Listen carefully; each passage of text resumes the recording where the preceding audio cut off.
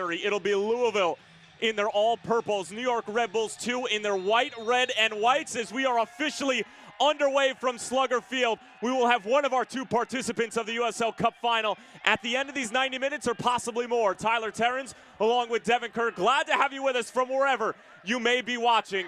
Buckle up. This is going to be a terrific matchup. The third straight time that these two sides are meeting in the Eastern Conference Final. Ramy Touchon, our head referee for this evening's fixture.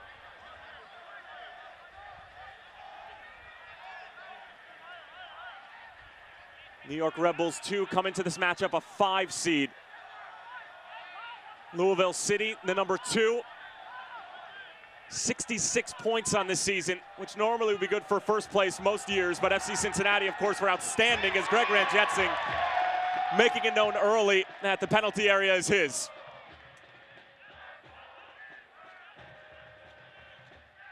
Trinidad and Tobago keeper hasn't posted the clean sheet numbers maybe that he would like, and Devin, really that's been probably the biggest storyline for Louisville in the 2018 season as a whole, with the exception of the coaching change, was maybe the lack of discipline on the defensive end from a consistent standpoint, but they have most certainly shored things up along the back line in the postseason as Illich able to sneak his way through, bottled up by a couple of different Baby Bulls, and it's thumped the other way.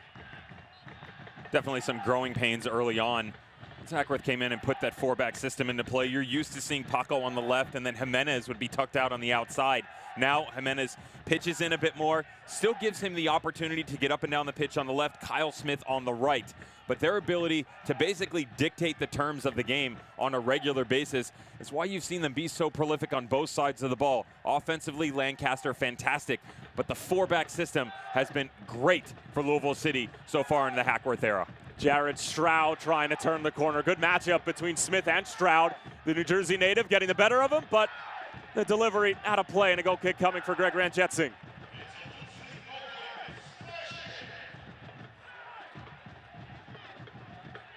New York Red Bulls 2 had to go through Charleston and FC Cincinnati, both in South Carolina and Ohio, to get to this point, only to find themselves on the road yet again in one of the most hostile environments in the Eastern Conference. Last touch coming off Cutler. New York Red Bulls 2 will have to keep it in play. Here's Ndam. Jimenez up for the header. Del Piccolo able to get a touch for it. You can already see that New York Red Bulls 2 press, and really doesn't just stop with New York Red Bulls 2, but of course their affiliation with Major League Soccer's New York Red Bulls. It goes all the way up and down the club. It's Cutler finding Moreno. Bothered by Jimenez. No foul called by Ramy Touchon and collected by Greg Ranjetsing. And tonight's game is brought to you by UPSjobs.com.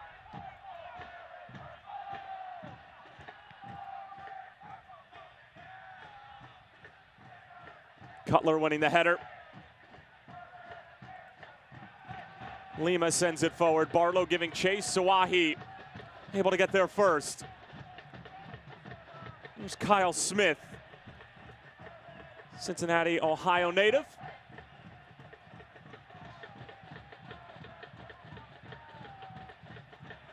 Barlow's first touch was a heavy one, and Dom up for the header. Such a beast along the back line for John Wolenek, and he did an excellent job, along with Ethan Cutler, Kevin Paulitz, and the New York Red Bulls 2 defense in stymieing FC Cincinnati in the conference semifinals as Cutler gets a touch to it. Last touch off of Brian Omby.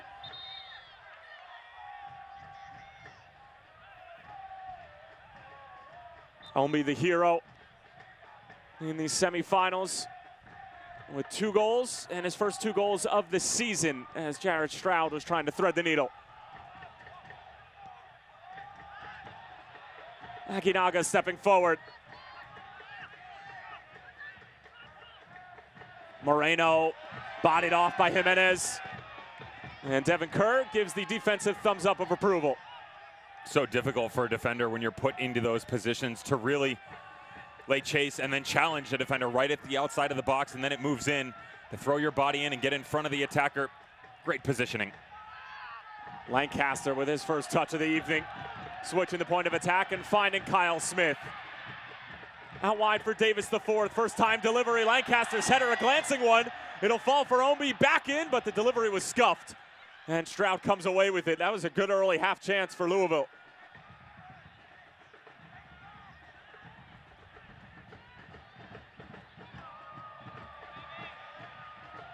Lancaster was off, couldn't play it. And Dom, good distribution out of the back. Moreno looking to find Barlow, who's quite pacey for his size, and the offside flag is up. And tonight's keys to the game are powered by Kentucky Lottery, who reminds you that lottery proceeds fund college scholarship and grant programs, including every dollar of the popular Keys Scholarship Program. Devin, in our conversation with both coaches, they could not talk enough about transition, but for Louisville, perhaps a bit of composure might serve them well as well. Had to go with the transition because that was the reverberating message from both Hackworth and Wolenek, and who can go in the other direction the quickest. And if you take a look across both the East and Western Conference, Tyler, you and I were chatting about it, that's kind of what you see out of all the squads that are remaining. For Louisville, it's real easy to let the emotions get the best of you in situations like this. Red Bull will continuously press you high. They're going to put a lot on your patience meter, and whether or not you can withstand it, all they need to do is make sure they carry that composure and try and move out of the back the way that we've seen them do all season long. Jared Stroud hit the deck, and Paolo Del Piccolo already in the ear of Remy Touchon, making sure that he's aware of what he believes to be simulation, and that was really a topic of conversation for Alan Koch in his post-game interviews after his loss in the conference semifinals to John Wolenek's side in what was a very physical matchup.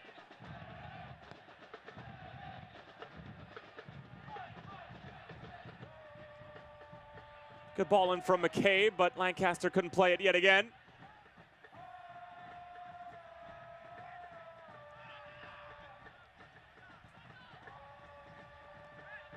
Nice little 1-2 between Moreno and Aguinaga, but broken up by Del Piccolo. Illich sliding it through. Lancaster might be able to get there. Lancaster is in. Cameron Lancaster sends it wide. What a chance for the newly minted single-season goal record holder to get Louisville off to a dream start. How does Cameron Lancaster not get the best of Evan Loro?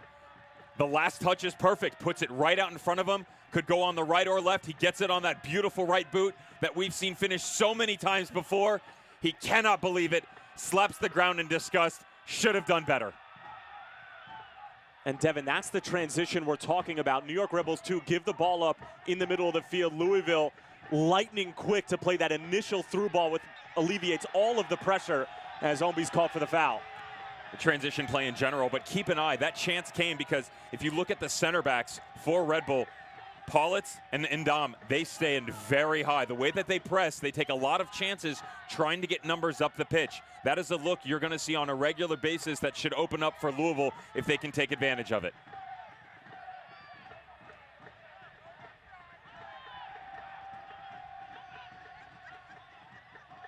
Ndam. Here's Cutler. Loses it, but Aguinaga bails him out. And Jimenez gets rid of any further danger. Lancaster initially had Ndam beat for pace. Lancaster hits the deck. And he looks to be injured. We'll see if he's able to get up, and Ndam sends it away.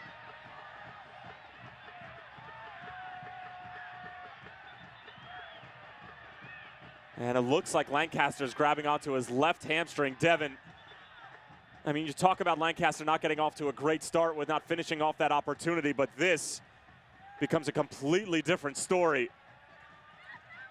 And they're already motioning for a sub. What a turn of events. The talisman who's carried Louisville offensively, from what the looks of it, is going to be subbed off in the 10th minute. And all Hackworth can do with his playoff beard is just shake his head in disgust. Such a fickle game.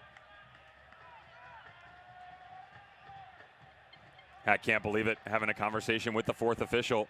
Felt like it should have been a foul. It was a good shoulder charge between Lancaster and Ndam. Saw him going toe-to-toe, and fortunately Ndam just a bigger body, able to get him off the ball. And you immediately, I mean, that's the card you have to play here.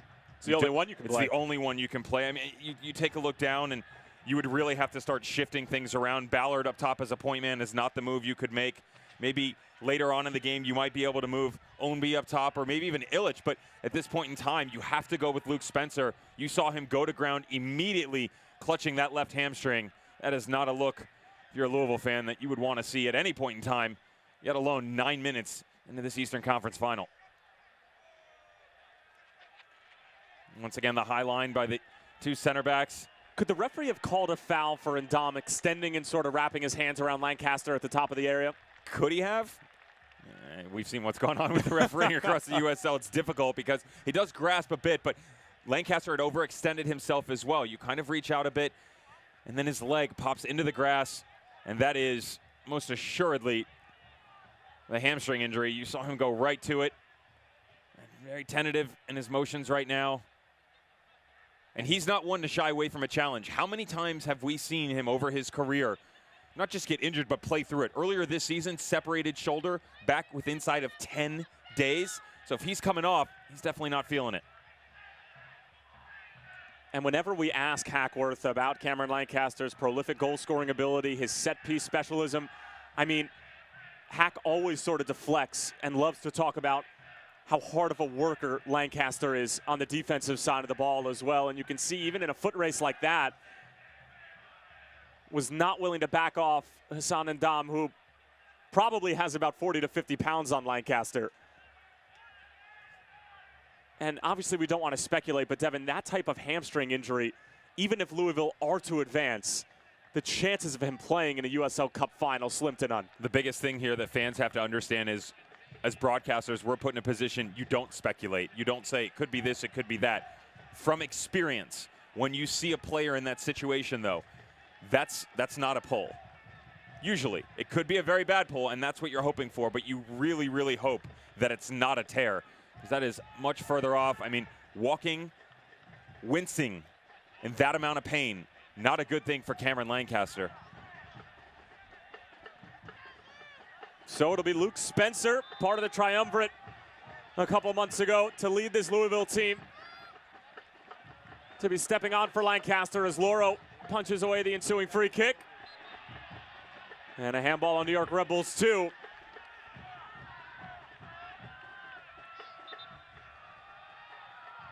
And Luke Spencer, we're getting word, did not have a jersey originally. Finally was able to get one, and now will come on. And the substitution brought to you by Great Clips. It's going to be great, but it's anything but great for Louisville in the opening 13 minutes. Loro again. Keep an eye on Luke Spencer now, because you've already seen the injury to Lancaster. Now Spencer steps in, and though he went through all the warm-ups pregame, he has then sat down, body started to cool off, and is immediately being thrust into the spotlight here. Wants to make sure that he gets his body acclimated to this environment before he starts going 100 miles an hour. Luke Spencer missed a large chunk of the middle of the season due to injury. And while it was a triumvirate coaching, Spencer, during that time in between James O'Connor and John Hackworth, was predominantly the coach who was up, who was, of course, wearing the watch, keeping track of the time, making the substitutions. But let's not forget, he was the leading goal scorer a year ago and was a huge part of why they were able to capture the USL Cup in 2017.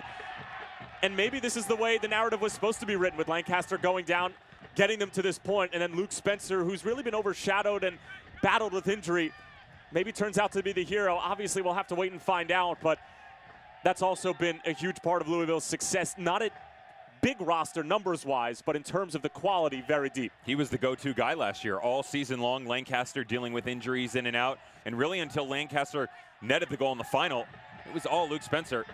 And since then, he's had to take a back seat to the fine form of the Englishman. Hackworth has told us quite a few times that kind of feels bad for him over the course of the season, because even when he comes on, he is in good form.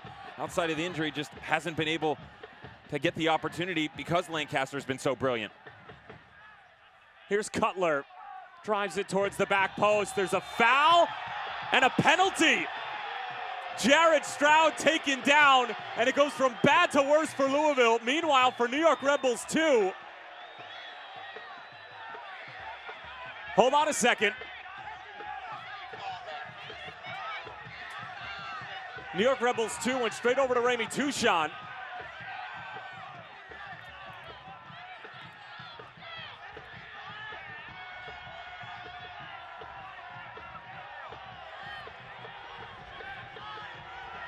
Del Piccolo lobbying with the referee. You're going to get another look. Ethan Cutler, makeshift outside back. That's a close one. That's very difficult because you've got Davis tracking back. He definitely clips the foot. Not with malicious intent, but you still take the attacker down. Referee has to point to the spot. Momentum starting to head towards Red Bull.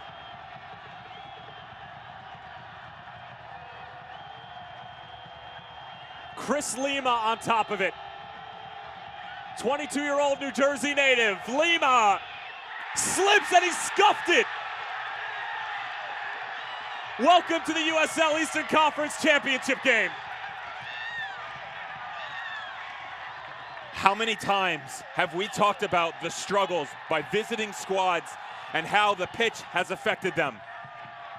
Chris Lima, center midfielder, does such a great job holding things up, gets held up by the pitch. His plant foot comes out from underneath him. He clips the ball right into the turf, up over the bar.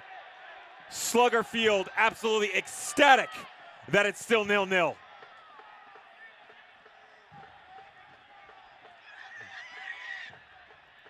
And how many Lou City fans, after celebrating, turn to their friends and go, ball don't lie.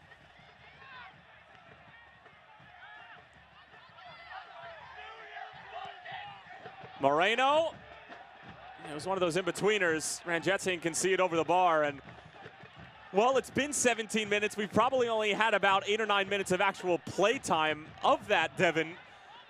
Not exactly smooth, yet there's been all the drama you could possibly hope for. You take a look at the penalty. It is really difficult for the referee to point to the spot. But you almost have to. You got to look at it again in slow motion. Davis is not trying to challenge whatsoever. They're both coming back. But you still, whether accidental or not, you still took the player down who would have been on the end of that ball. And it's good to see the referee make the call, because how many times will we see in this type of situation, in a big matchup with the USL Cup final at stake, a referee hold back because it's early in the game, because you don't want to give that early penalty. A penalty in the 13th minute, in the 50th minute, or in the 90th is a penalty. Here's Illich. And Dom, no foul. Louisville wanted retribution, not going to get it.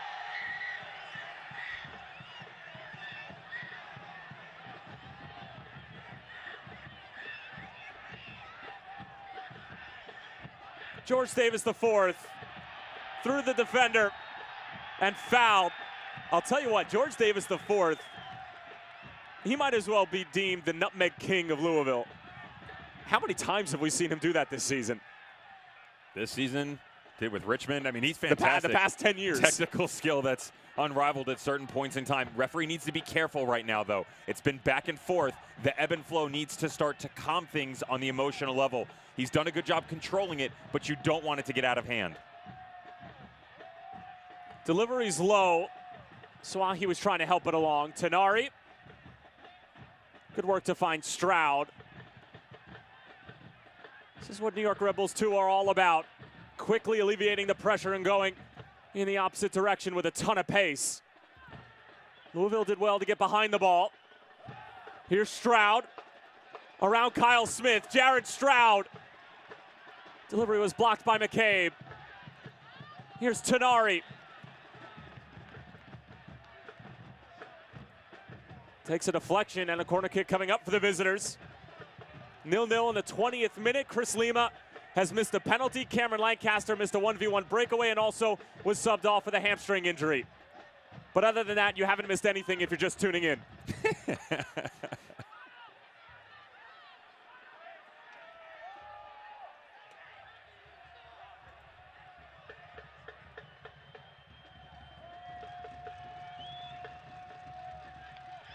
Ranjetsin spills it again and finally able to claim it.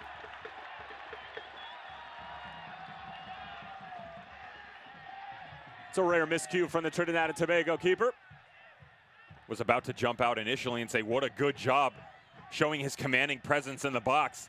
He's got that high stature in general, standing, they list him as 6'2", but he's every bit of that and more.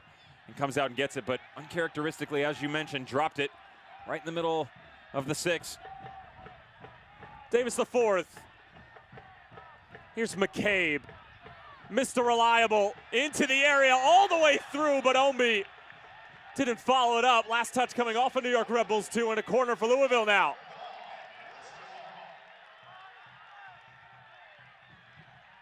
How many times have we seen Brian Onby get on the end of something like this? Just makeshift to the back post, continues to run. He hesitates, stops. And to be honest, if he hadn't, might have been in an offside position coming off the deflection. But still, Onby does a good job putting himself in the right spots at the right time, looking for the third on the year. They go short. Penalty. Now Louisville awarded a chance from 12 yards away, and it's Tenari who's the culprit. Devin warranted.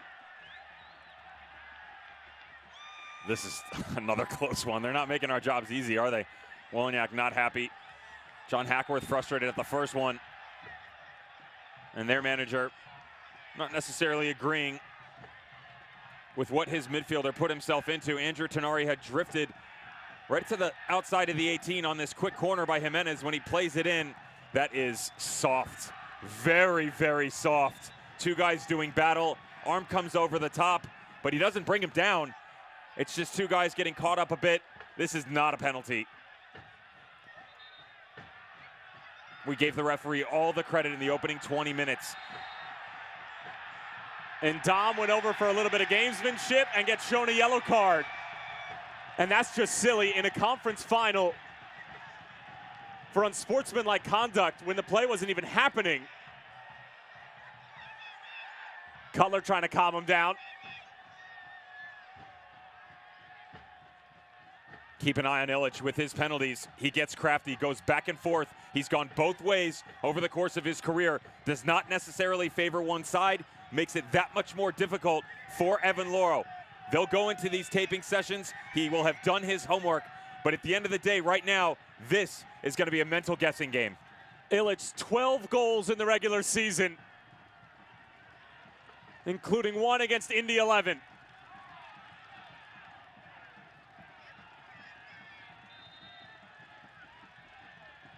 Ilya Illich buries it. Louisville lead 1-0 in the Eastern Conference Championship match.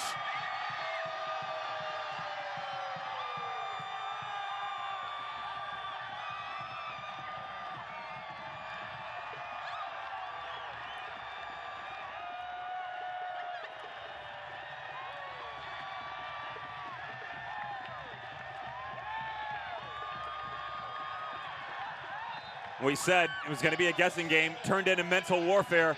Illich with a bit of a stutter right at the top, quick feet. Evan Loro could not get it correct, but he does a good job coming back across his body. That's where one of those things at home, folks, you don't necessarily see.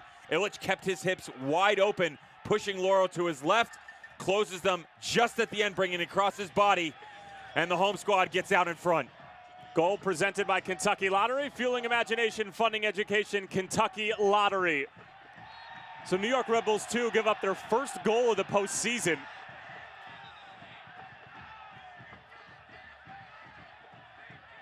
And what Devin Kerr and I'm sure a lot of New York Red Bulls 2 fans believe to be a phantom call of sorts from Remy Touchon.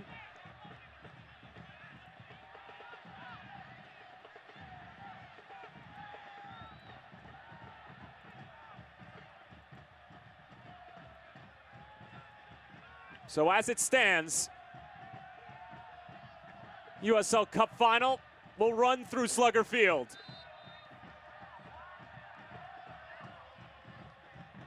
And Dom.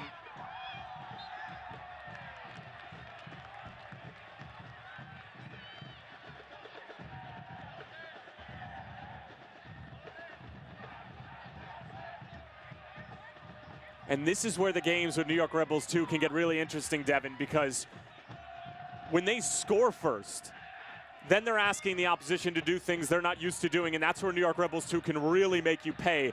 But if they concede first, well, hold that for a moment as George Davis, the forced delivery, almost sneaks through. Luke Spencer was looking for it. Last touch of Van Dam, and it'll be a goal kick. Wow. Always nice when a refereeing crew does not have an impact on the game. Opening 20 minutes, absolutely fantastic. But since the penalty, and now what should have been an easy corner decision. Ownby, oh, he's looking for George Davis, the 4 seconds. McCabe, here is Davis, cutting through. Davis shot blocked. It was Paulitz with a terrific defensive play.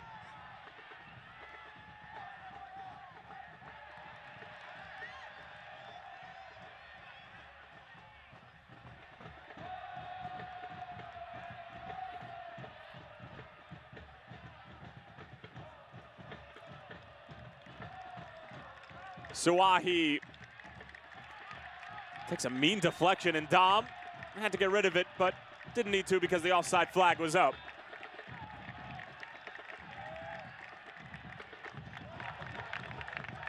George Davis talked about composure. How nice is this? Just waiting, biding his time. Would like to hear a call from McCabe in a situation sitting right at the top of the 18. Could have easily dropped that back, but we know the technical capability that George Davis IV has no problem whatsoever taking someone one-on-one. Good to see Cameron Lancaster up and on his feet, but the bad news is that he's walking ever so gingerly. Luke Spencer coming on for him. It's a little bit past the 10-minute mark. Sent the other way. Spencer giving chase, but it's too close to Loro.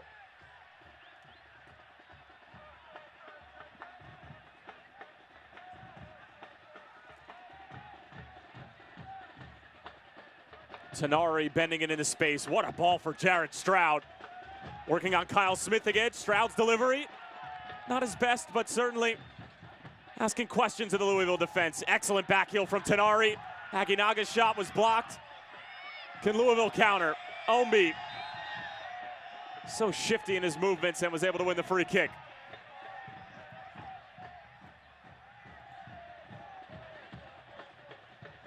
John Hackworth describing Ownby as somebody who just flat out allows Louisville to play different. Devin, what exactly does that mean for the veteran? It gives you a different look. So Niall McCabe had basically turned into their left winger.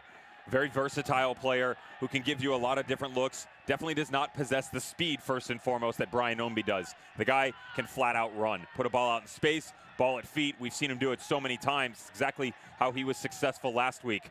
But the technical ability and the vision that Ownby possesses. The vision is a big thing, and it's not with the ball at his feet. It's the movement by Louisville across the course of their playing movements. So when the ball's shifting across, he can read that step 2-3 moves ahead of time. That's why he always puts himself in an appropriate position. Enter then, on the back end of that argument, McCabe moving into the middle. Asked Hackworth about that and said, you know, has he been the biggest surprise? He said, it's not because he's so versatile.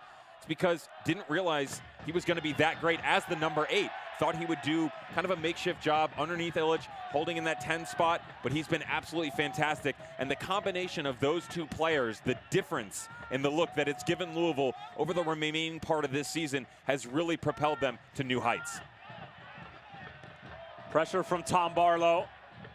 And Jetsing able to find Kyle Smith. Saucy skill to elude the defender. But can't link up the pass. Moreno shielded off by Del Piccolo. Tenari wins it. Yanez's pass is picked off. Paulitz stepping forward. Tenari, the skipper, skips his way out of trouble. Back and forth we go in Louisville territory. Finally cleared away, and Dom on a yellow card, keep in mind.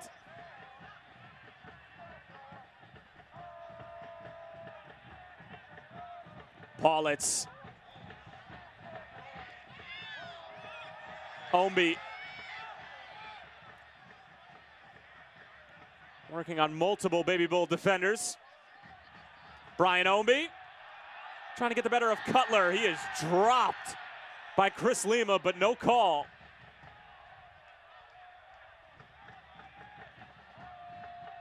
Stroud. Here's Barlow. Game winner against Charleston, the Missouri native. Dumped in. Deflected header handled by Ranjetsingh. And it's been encouraging from the visitors after giving up the opening goal to Illich from the penalty spot. So far, Tom Barlow and Jared Stroud are having, not necessarily a field day, but they're having some fun on that right-hand side when they're on the left, but the right for Louisville City FC. Kyle Smith and Lexi Swahi going to be very busy over the course of this evening. Red Bull definitely trying to push things over onto that left. And the biggest thing for Red Bull, when you watch the ball movement, they'll have a couple touches in the back right now, but when they decide to go, it's surgeon-like precision. It's 1, 1, 2, 2. Quick passes in and out of the channels to help get them across the field. They may go back and forth, left and right a few times, but when they go down the field, it's quite rapid.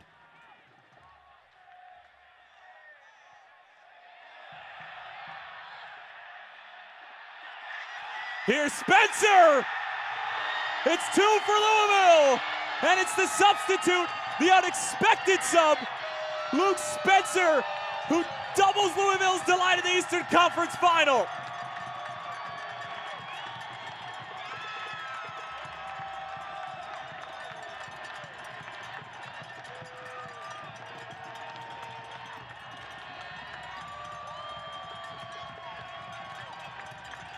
Tyler brought it up about 5 minutes ago and said that when this Red Bull squad goes down, they start to chase. You see a much more open game. They have stretched themselves too thin, and to be honest, the backside of this defense just falls asleep. Giannis drifting back into the picture, nowhere to be found. You see Kevin Pollitt trying to lay chase to Luke Spencer. Spencer, talking about reading the game well from Brian Ownby. Spencer, so smart, just drifting to the back post. The ball is put on a platter. All he has to do is wait for it and just tuck it to bed.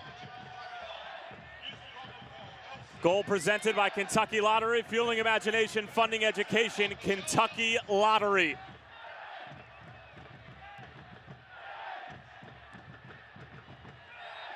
And Dom taken down, and after what looked like a totally bleak start for the boys in purple, Louisville now have a 2-0 lead after Lancaster goes down with an injury, misses a 1v1, and Louisville concede a penalty.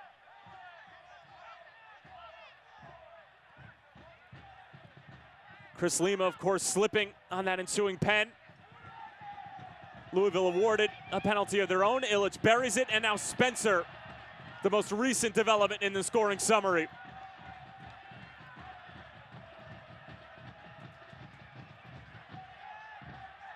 Five goals in the regular season as Moreno unable to get there because Ranjetsingh was quick off of his line.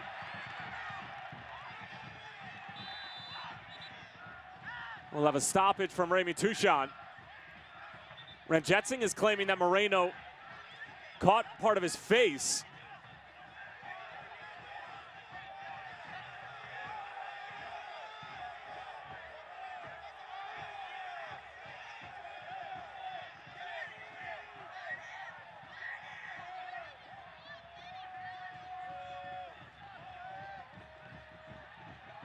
We referenced the emotions that have come into this game.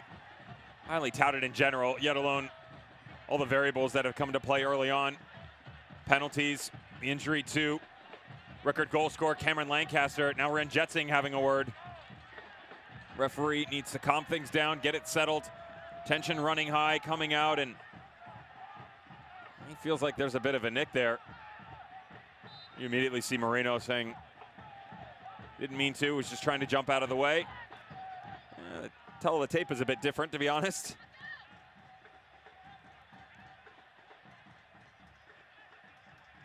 So as it stands, Louisville Eastern Conference champs for a second year, has another free kick won by the home side. And the final, regardless of the winner due to Orange County forfeiting their hosting rights, would go through Lynn Stadium. We did make a mistake earlier. It's not Slugger Field. The USL came out with a statement a few days ago saying that if Louisville are to be in the final and are to host, which is the case at this point in time, that it'll be at University of Louisville, where the Cardinals play their home matches in what's really a terrific environment where Louisville have had a lot of success, specifically in the U.S. Open Cup. I mean, that comeback they had against New England Revolution, and Brian Omi's outstanding goal was at Lynn Stadium.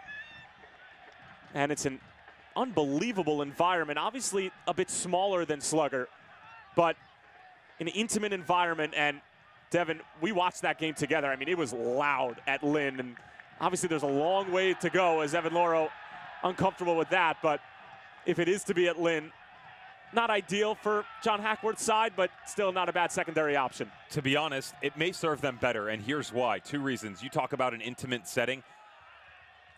The Coopers will blow the roof off that place. Metaphorical roof, because it's not covered. But you and I had the opportunity earlier this year to walk by it, and I had seen it a couple years ago as well. It's a fantastic venue, but the playing surface is in pristine condition. That will serve Louisville very well.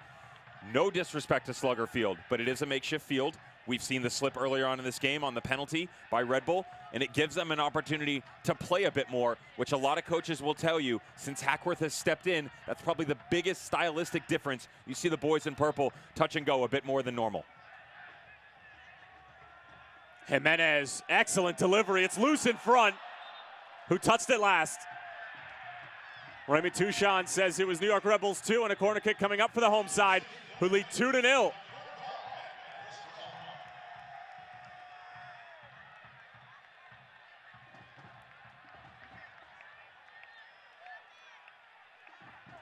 There's Oscar Jimenez. Another season of just massive stats from a supporting cast role. Does such a good job from set pieces. Can swing him in with the best of them.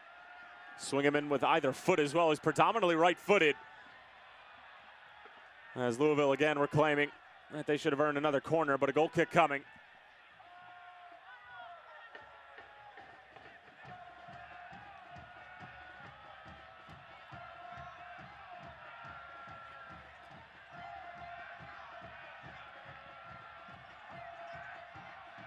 Remember, Western Conference Final tomorrow night, 10 o'clock Eastern. Orange County and Phoenix, the number 1 and 3 seeds, to square off for the 4th time this year. Jared Stroud ripped down by Kyle Smith, and Stroud has gotten the better of Smith in these opening 37.5 minutes and wins a dangerous free kick here in Louisville territory.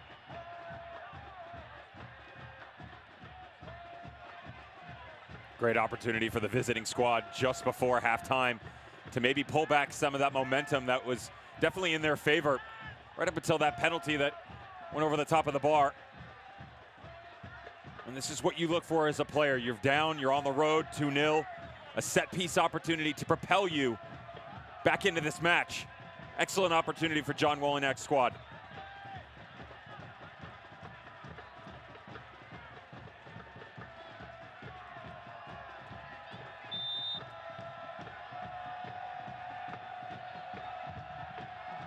Outswinger, won by Illich.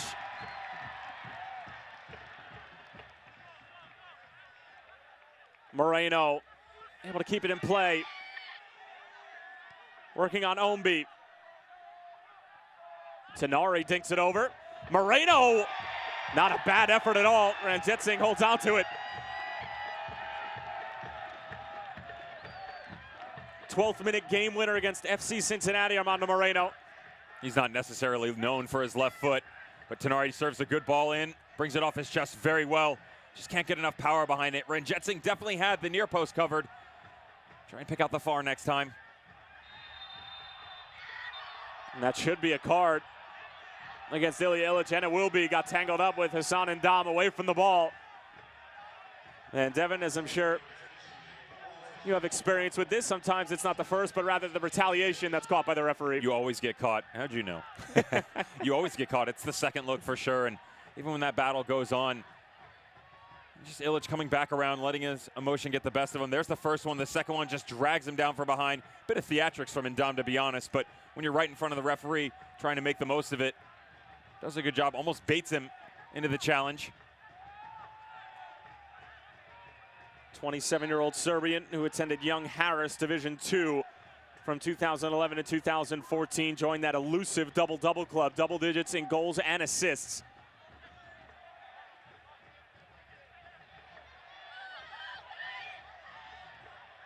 joining the likes of Manu Ledesma and Aiden Quinn in the 2018 season. And before that, it was Irvin Parra a year ago as Luke Spencer called for the foul. Whole lot of gamesmanship going on both sides. Cutler. It's an encouraging ball. Aginaga finding Tenari.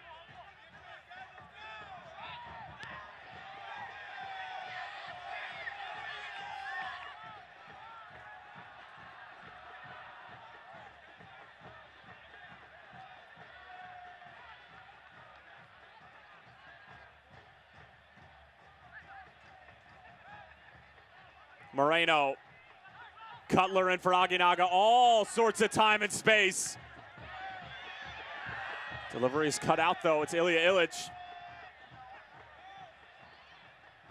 McCabe. Over 100 appearances for Lou City, including a brace in the quarterfinals against Indy 11. Look at Paco Craig, who, as always, anchoring the back line for Lou City. Stroud.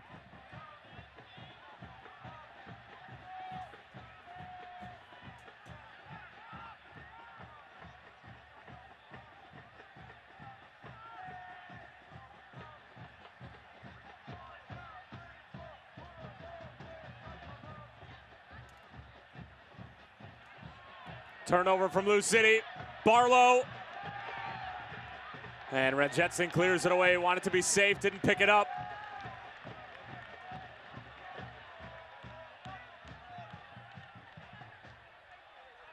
Big collision between Davis the fourth. And it looked like Yanez. Yanez popping back up. Lou City having a tough time of hanging on to the ball. Couple of consecutive turnovers. Lima, his pass is picked off. Lou City again struggled with it. Here's Stroud! And he scuffs it. And look at Ranjetson sprinting off of his line, communicating with his midfield. Stroud's claiming the shot took a deflection.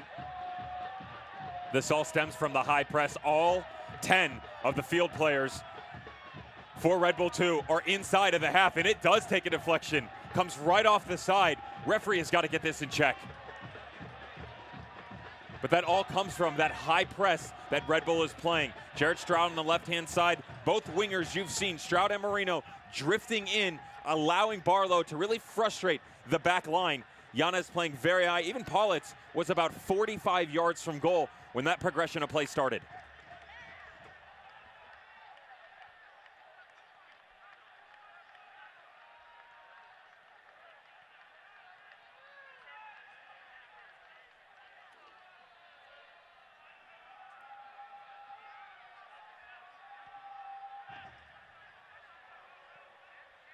Barlow working on Paco Craig.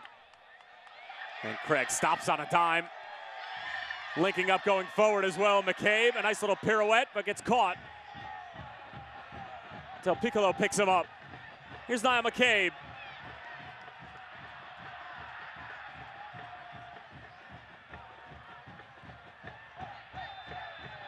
Foul called against Tenari and a yellow card as well.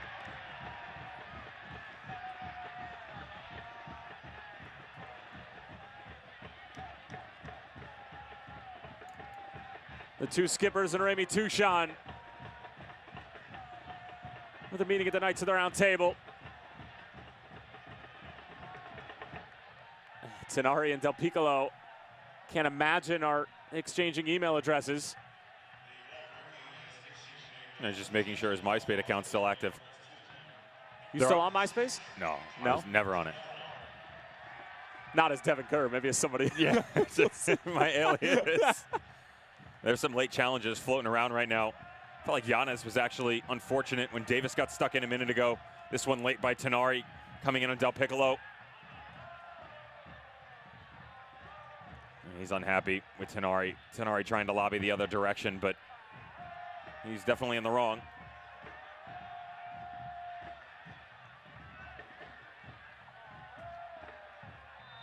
We're hearing 4 minutes of stoppage time. Here's Jimenez. Barlow gets a foot to it.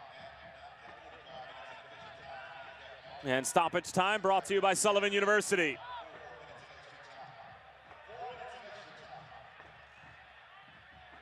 Luke Spencer with a goal on the night. Only had 5 during the regular season, but we talked about his trials and tribulations of 2018, battling with injuries. As Illich with a clever turn ends up winning the foul. Tenari can't believe it.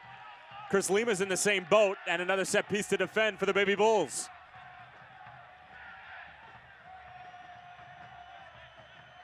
Saw the golf clap by Niall McCabe. He liked the skill by his compatriot in the middle of the park. 1, 2, 3 little step overs. How about a little Cruyff right in between the legs? Come on, boys, let's have some fun. Now McCabe was certainly loving it. Jimenez. First time effort takes a deflection. Loro able to handle it cleanly. And John Wolenek is furious that the offside flag didn't go up.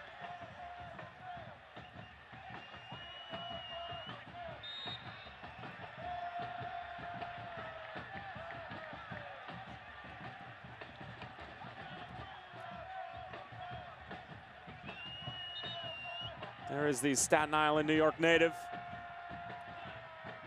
Had an outstanding playing career with stops with the Mestro Stars, New York Red Bulls. Actually won the USL A-League way back when with the Rochester Raging Rhinos in 2001, and then with the Milwaukee Rampage in 2002. And of course, as a manager with New York Red Bulls 2 in 2016, taking down Lou City in penalties in the Eastern Conference Finals. Lancaster actually missed one of those pens.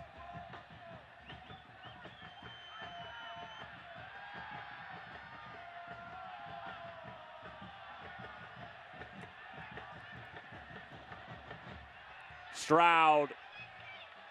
Moreno bringing it down. He's going to hit it. Talk about what one goal in front of over 15,000 in Nipper will do for the confidence. Moreno has not shied away from any opportunity presented to him tonight. The type of goal as well. This is highlight reel worthy if it hits the back of the net. Tries to pull the trigger right outside the 18. He has shown some flashes in this first half that he is more than capable of taking on this challenge. Moreno, fantastic over the course of the season, and he's another one who's stepped up in some big games, providing some lethal goals, not just against FC Cincinnati, but some of the other big boys in the Eastern Conference. We're going to continue on here. Some work to do, though.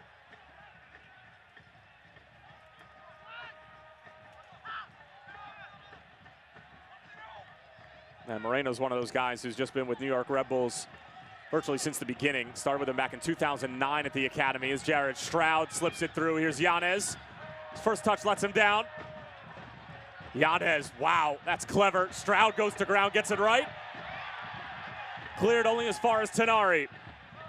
Andrew Tenari, blocked by his counterpart and fellow captain Paolo Del Piccolo.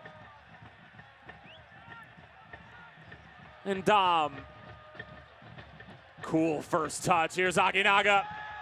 Still with it. Aguinaga.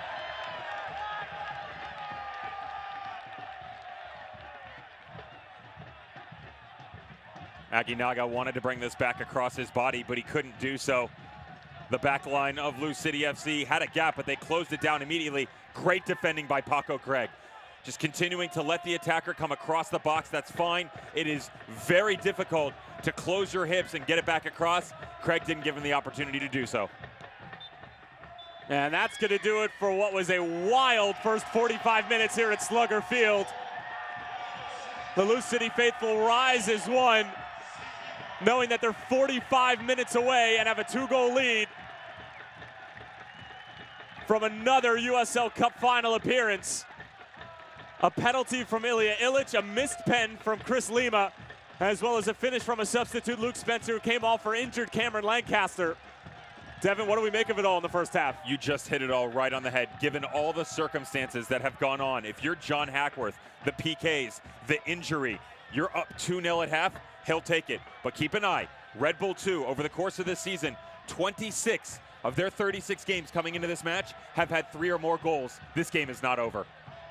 The third time that these two teams are meeting in the 2018 campaign, and it concludes in the Eastern Conference Final. What else is new? It's Lou City with a 2-0 lead heading into the halftime break. We're 45 minutes to having one member of the USL Cup Final.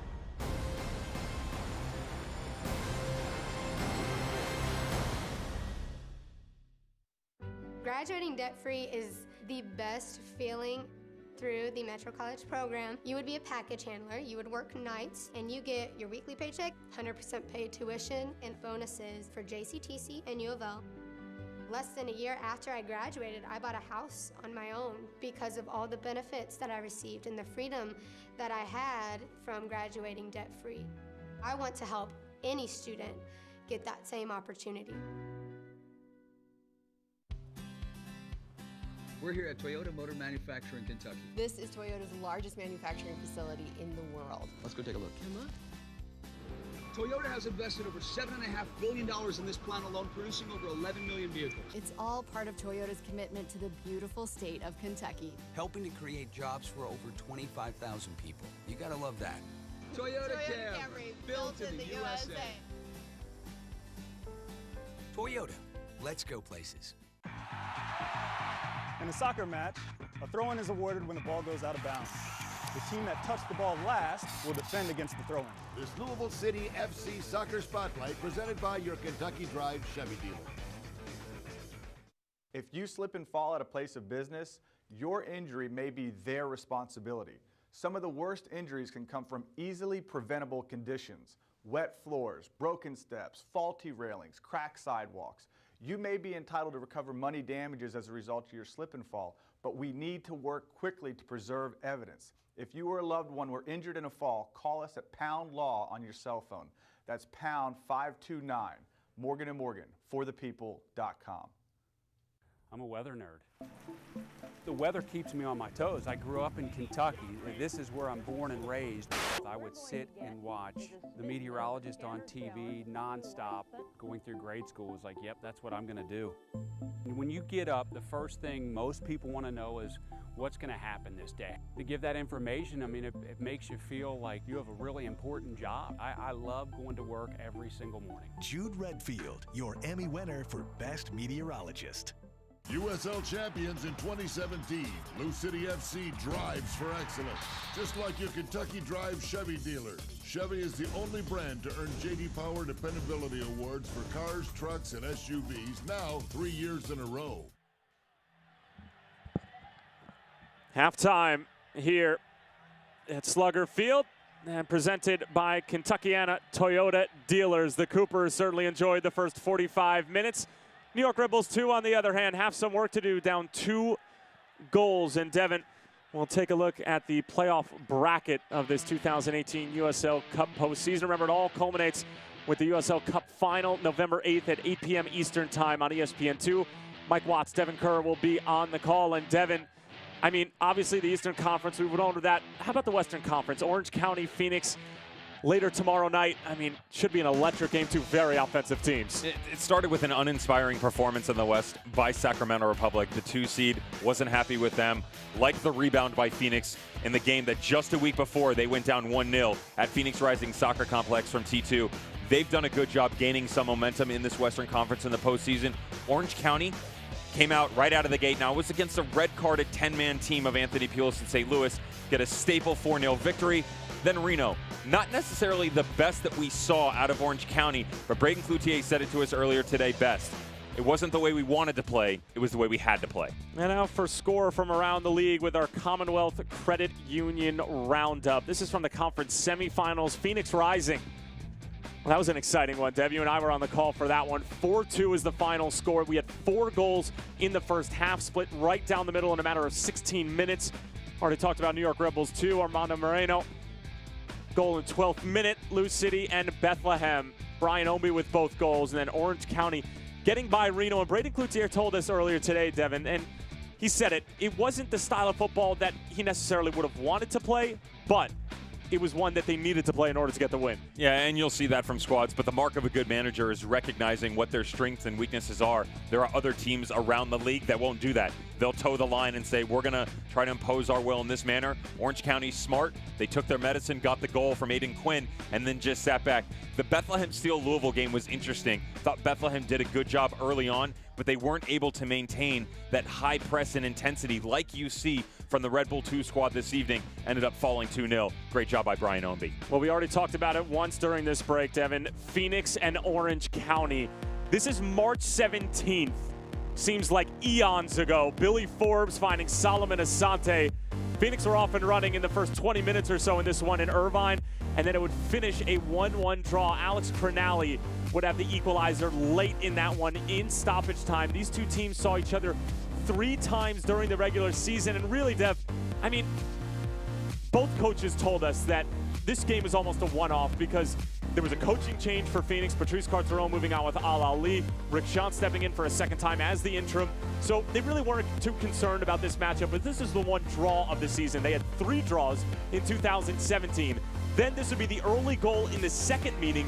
Cody Wakasa would end up getting a red card, and Phoenix would hold on for what was their first real marquee win of the season against Orange County. It's interesting because you really can't take anything away from the 3 games. The body of work, 3 totally different matches. The first one you alluded to, the 1-1. The second one with Phoenix, 10-man squad. Rick Sean said throw that out the window. And then this was just one of the most bizarre games you would see over the course of the season. Orange County got out early. They got out often. 4 goals. Thought this game had been put to bed. Then you saw the brilliance that is Solomon Asante. Single-handedly put his Phoenix Rising boys on his back, able to get back into this, gets a late hat trick, 3 goals, ends up being a 4-3 match. Rick Shantz told us that. What they're going to look at is the past 4 games. Both managers understand that the team they saw earlier on this season is not what you see in front of them now. So how do you break down each individual player and matchup? Only time will tell. Brady Cloutier was funny talking to us earlier today. He said it was one of the most bizarre and emotional roller coasters of his coaching career. And he said he couldn't believe that they were at Phoenix up 4-0, and he was ready to celebrate, go back on the bus and party, and then, you know, by the 75th, 80th minute, he was just looking to his assistant coaches and saying, referee, blow the whistle, let's get out of here. Get an EKG, check his heart rate monitor. That must have been a difficult one for him to swallow coming down the stretch, able to get the victory. You look at the Western Conference, Orange County has been the most consistent squad. Phoenix, probably the most talent on the field, but can they get it all going in the right direction at one point in time? That's the biggest question of the night when they face tomorrow. Again, it's going to be tomorrow, 10 o'clock Eastern time. A look at the 2 teams over the regular season. We mentioned series season tied at 1-1-1. It would be the first USL Cup appearance for both sides. Phoenix in their first postseason appearance in general, their first 2 postseason wins in club history. Orange County had some success back in their other days, and then of course rebranded as Orange County SC. Devin, early prediction.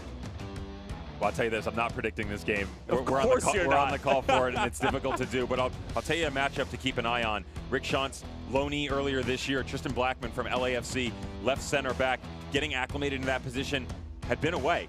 Brings him back in, replaces Mike DeFont, puts him in that center back position alongside Amadou Dia. Interesting change, worked out well for them. Is that something Orange County is going to try and attack? Well, we still have the Eastern Conference champion to crown as we are moving through the Toyota halftime show at Slugger Field. And a look at the news and notes from around the United Soccer League. Of course, we mentioned it before. USL Cup Final, ESPN2, Thursday, November 8th at 8 p.m. Eastern. You're not going to want to go anywhere. I know I'll be watching. Mike Watson, Devin Kerr will be on the call. Austin Bold break ground on their stadium that's going to hold 5,000 plus as they'll be ready to play for 2019. And Dev, we always knew it was going to be 10 teams. The 10th and final team was up in the air until it wasn't early this afternoon. How about FC Dallas? They're going to have their own team in League One. Just another terrific step for North American soccer. And FC Dallas taking advantage of the opportunity at hand. There were some rumblings for quite some time that it would be FC Dallas, but to see it come to fruition, very exciting. I'll tell you what I would love. I want Austin Bold FC to do a time-lapse photography of this entire project. That'd be a great thing to do from a PR perspective and just show the growth of this game across the country. Always nice to see something built from the ground up. Well, we talked about League One, and of course we're going to talk about the rebrands. With the exception of the postseason, it's been the talk of the United Soccer League town, and just in simple terms, USL will now be known as the USL Championship. Division 3, which was always coming into play, is now going to be known as League One. And then, Devin, this is the one that draws all the attention from our standpoint, and a lot of people, is that the PDL acquired by the USL is now going to be known as USL League 2. 70% of MLS draftees at one point in time have played at that level, as well as a number of USL players. And it's just incredible to see all of this coming under the United Soccer League brand. It's an astronomical number, and don't be surprised if that number rises over the next few years, because academies will continue to pump out massive amounts of talent. Another fun one, League One, introduction to Richmond Kickers, Rochester Rhinos next year. Gonna be fun. We're stepping aside, but when we come back, first half highlights and, of course, second half kickoff. Don't go anywhere.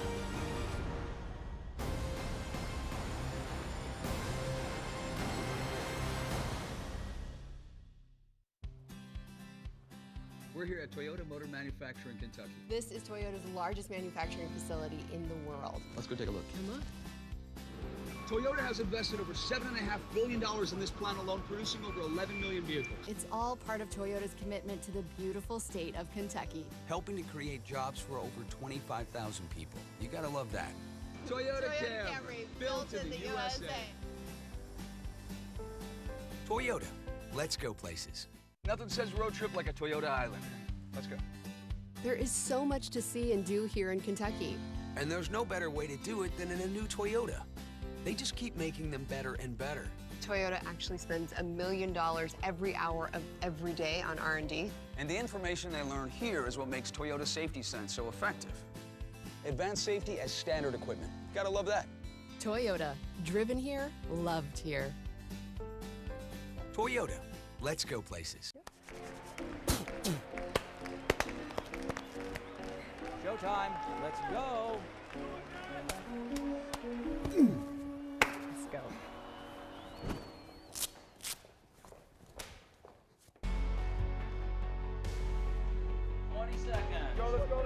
When a defining moment comes along, where will you be as rising stars start their journey and players step into the light? Big stories come into focus, bringing you closer. That's WDRB Sports. It's out with the old and in with the new during Watson's new fall arrival sale. There's no better time than now to save store-wide on sofas, sectionals, home theater seating, and more. Anything you can dream of for your home is on sale now. Reclining leather sofas from $9.99. Power reclining sectional now only $12.99. Home theater groups from as little as $7.99. Plus 24-month special financing during the new fall arrival sale only at Watson's.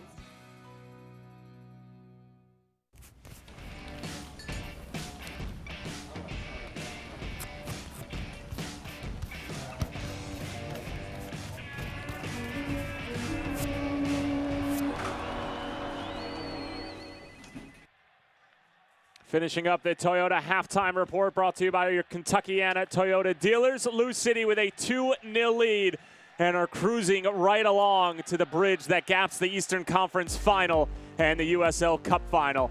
Tyler Terrence along with Devin Kerr will take a look at how it all went down in the first 45 minutes. Opening 5 minutes, Devin, Cameron Lancaster had a great opportunity here and a rare miss from the Talisman. One of the easiest looks that he's going to get all season long. Great step up by Illich in the middle of the park, plays an excellent through ball. Again, those center backs for Red Bull 2 playing very high, allowing Lancaster to get in behind. Expected him to finish there. That wasn't the case. Beyond frustrated.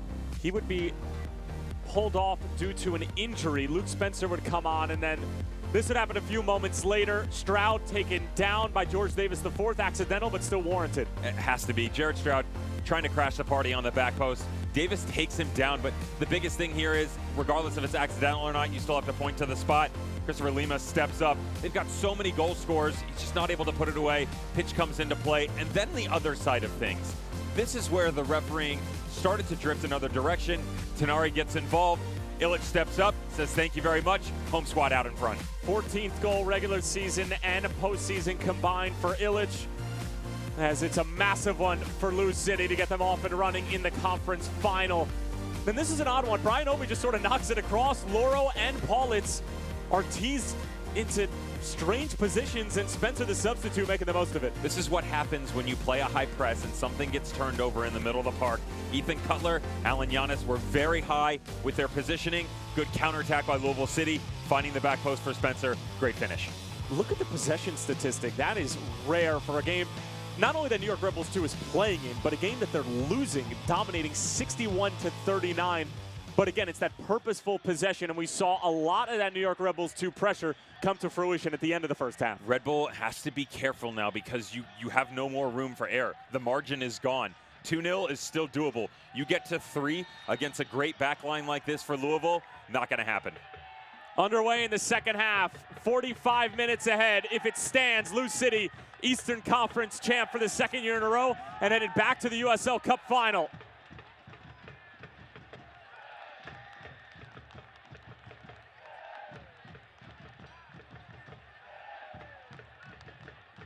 Illich and Spencer, the goal scorers for the boys in purple. Stroud a touch. Both of these teams have known nothing but an enormous amount of success since coming into fruition in 2015. Spencer's hit, cut out by Cutler. And Devin, since 2016, when Lou City did not get a win against New York Rebels 2, Louisville have gone 15 goals for, 9 against, and have not lost to John Wolinek's side. Yet they remain these bitter rivals in the postseason as Davis IV trying to keep it in play and not able to do so, and goes crashing into the advertisement stanchions and is still down.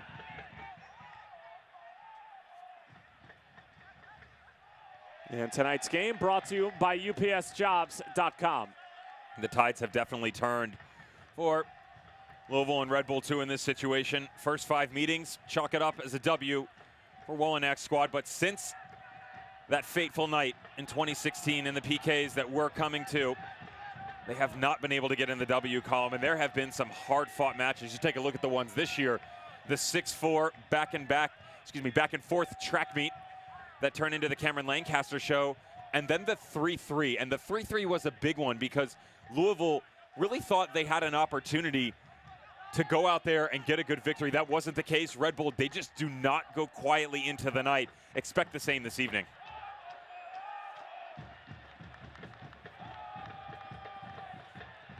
Here's VisionWorks what to look for as we're already into the second half of play. Devin, what do we got? Yeah, don't panic for Red Bull 2. We've already alluded to that.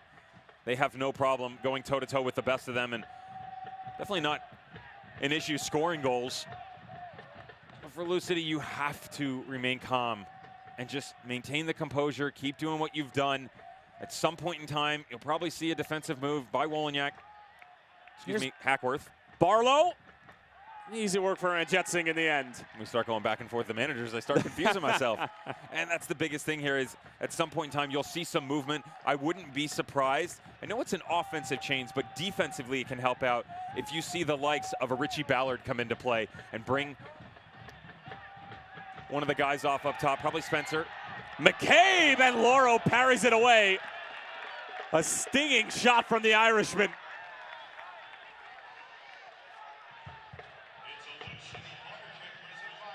But until those changes come into play to allow the press to expose a bit more, Niall McCabe feels like he's got some work to do, pulling the trigger from about 30 yards out.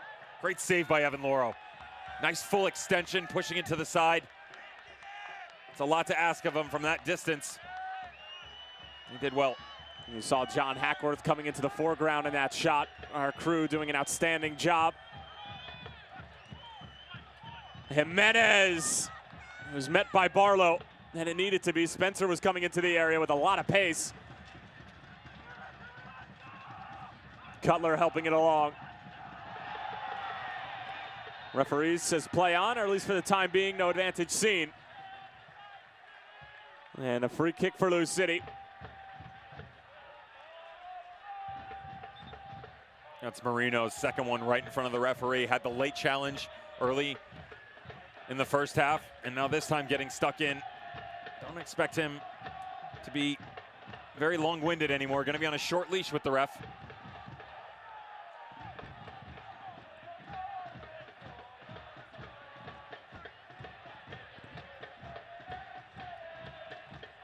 Jimenez, won by Del Piccolo. It was met by Barlow as well.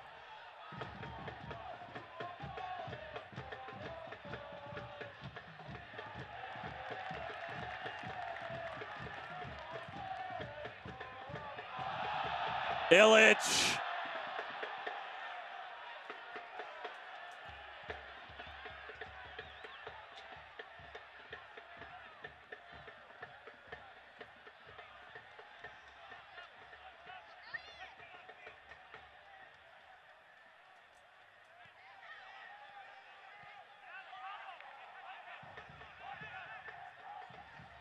Davis the fourth.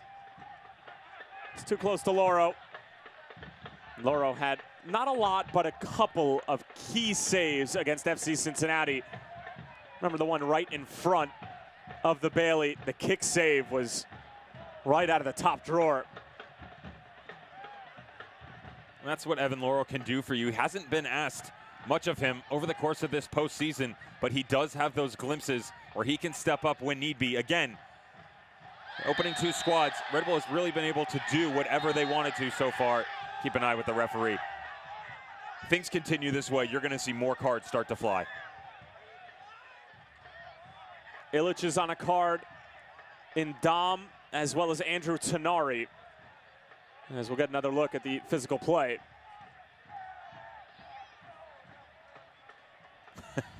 WWE. Didn't realize we were giving piggyback rides.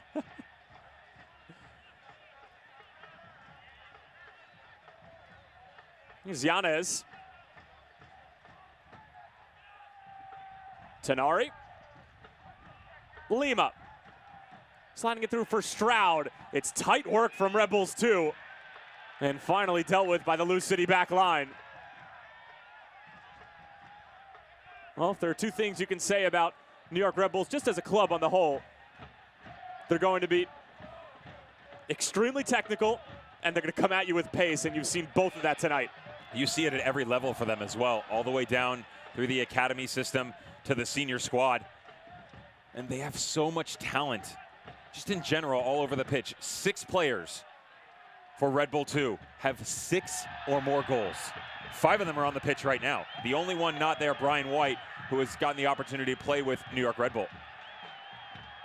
Moreno furious with Remy Touchon.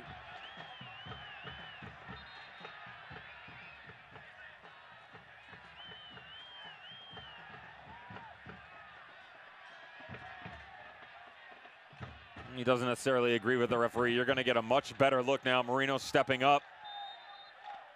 It's a bit light. You're still going to call a foul, but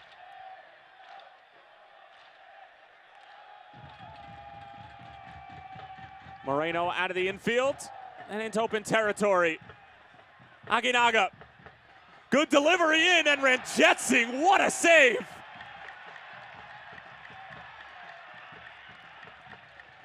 Feline reflexes, Tom Barlow denied.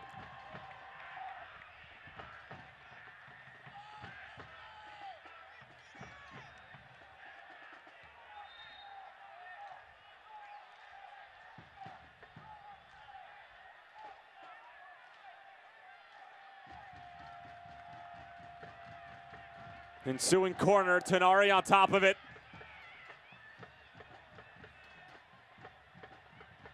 Stroud sitting right in front of Ranjitsingh. Here's the captain, Tenari. Aguinaga called off. Yanez keeps it low. Illich got a piece of it. Ombi helping it along.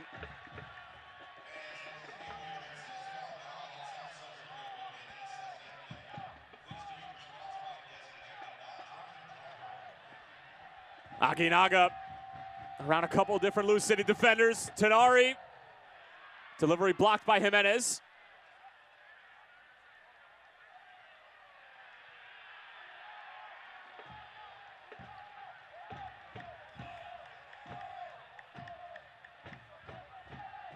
Cutler, not his best delivery, falls for Yanez.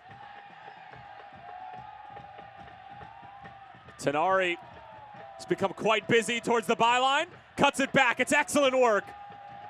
And the shot scuffed. But it's more encouraging play from the visitors. Interesting in the first half, a lot of movement on the left side, this time shifting over to the right.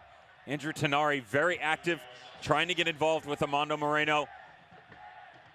We've referenced so many times the technical capability of all these players. Good display by Tenari. And it'll be Caceres coming on and replacing Aguinaga here in the 55th minute. Substitution brought to you by Great Clips.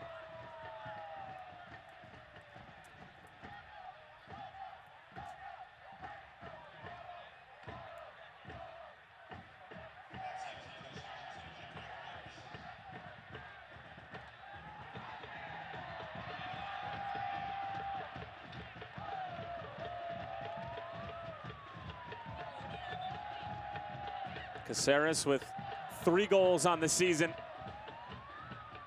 making his 26th appearance.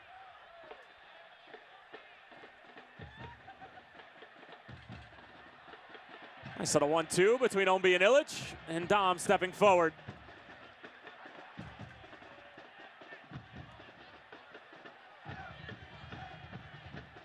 And Devin, anybody who's been watching the USL for the past couple of years knows better than to write this game off.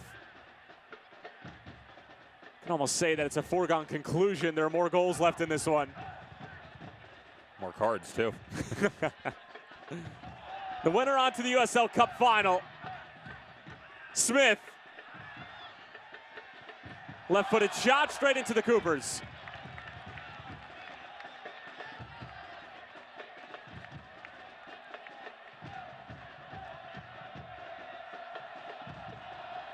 Davis would have served himself better if he brought his run to the outside. Instead, he stayed on the interior, almost closed down a bit of the space for Smith to cut in and hit it. Don't mind the look, but if he makes that run early, it enables him to have 2 options instead of just the one.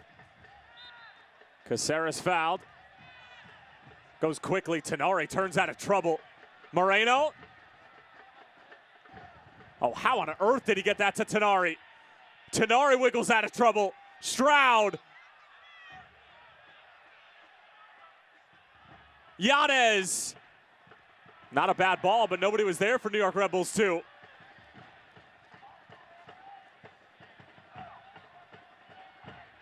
Jimenez breaks up the pass from Cutler. Now it's Brian Ombi the other way. Is the counter on for Lou City, looking for a third? The answer is no for now.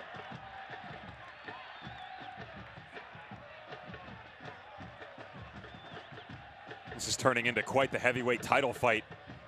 Red Bull 2 trying to find a way to get back in. You can see jabs coming from all over the pitch. Haven't really found their way through.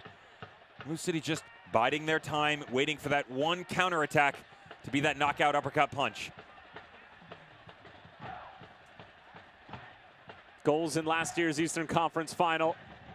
Here at Slugger, scored by Brian Ombi and Junior Flemings. Flemings got his early in the second half as a response to Brian Ombi's 11th minute opener. And then, of course, extra time. Saw no goals scored. And then Lou City came away victorious in pens. Richie Ballard scoring the game winner. Davis the fourth working on Yanez. The veteran ran out of play.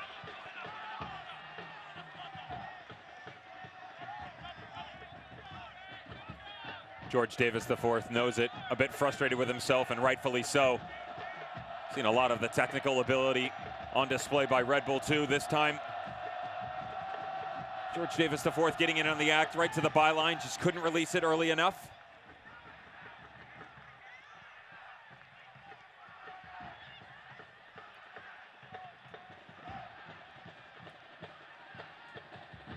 Look at Lou City drive forward the other way. Jimenez leading the charge. Out wide for Ombi. First time delivery. Broken up by Ndam. Only as far as Illich. Jimenez gets it out from underneath his feet. But Red Bulls come away with it. Tenari in for Barlow.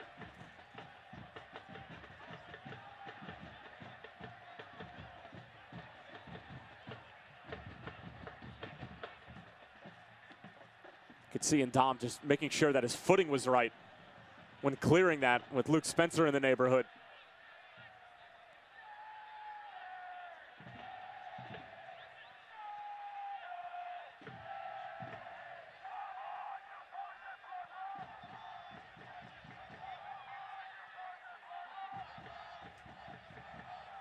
Just dinked over the top. Yanez beat to it by Davis the fourth, and then it's Kyle Smith coming over in defensive support.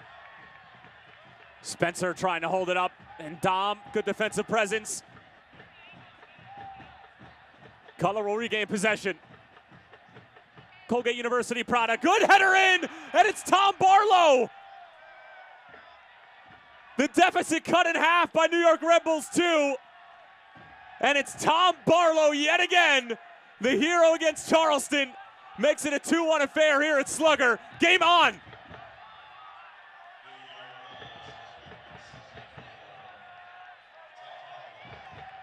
The makeshift outside back, Ethan Cutler, moving from the midfield. Just saw the ball played out on the challenge from Ndam.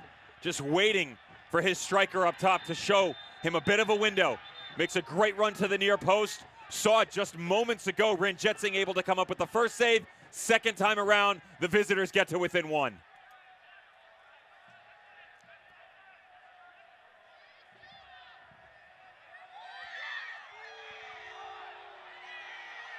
Postseason and regular season, Tom Barlow, his 10th of the season.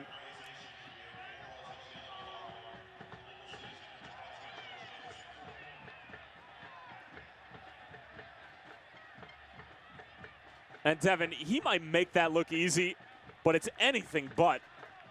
Running at the near post and then able to glance it at the near. The level of difficulty on the save, on the first one by Ranjitsingh, much higher on the Richter scale. Just your ability to crash the party on the near post and then not only get a deflection, but get enough pace behind it to beat the goalkeeper. First time around, Ranjitsingh got it right, but this time had much more to deal with. There was a creeping run on the back post, didn't really know it was coming from, and Cutler just put it on a platter. Fantastic finish by Tom Barlow. John Wolenek beside himself.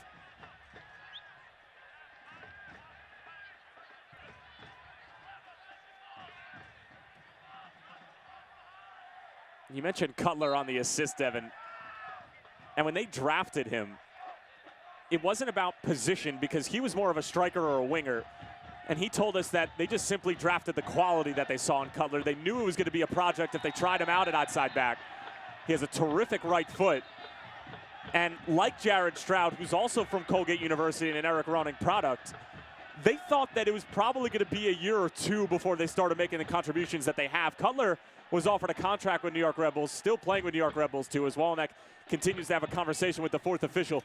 But both Stroud and Cutler, not coming from a big program by any stretch of the imagination in Colgate of the Patriot League, have been invaluable to this New York Red Bulls 2 side over the past 2 years for Cutler, and Stroud just in his rookie season. You're starting to see that more over the broad scale of things. The landscape that is United States soccer has really started to drift. An opportunity this year to chat with quite a few college coaches, and they'll tell you that the playing pool has broadened. It's not 3, 4, 5 big name schools. It's no longer Indiana and North Carolina. You've got all of these programs who not only get quality players, but they're able to nurture and develop them to push them to the next level. And then credit to Red Bull for recognizing the talent and then giving them that extra jolt.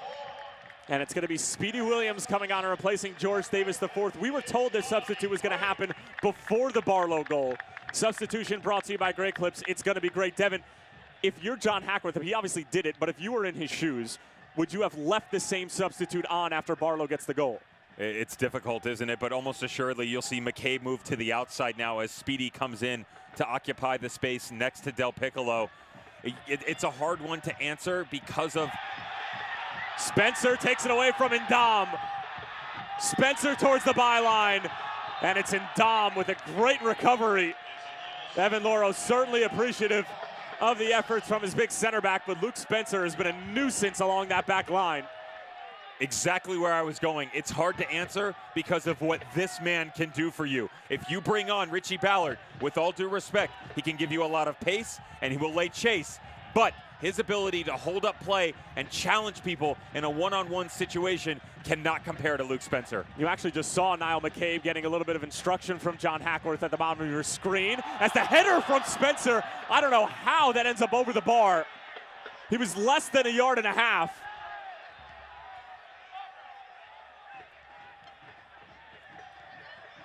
McCabe back in. Now it's Lou City threatening after the Barlow goal for New York Red Bulls 2. Stroud helps it along. Tenari, boy, how shifty is he? Moreno, fouled by Paco Craig. And it's going to be Mustard for Craig. Shown a yellow here in the 65th.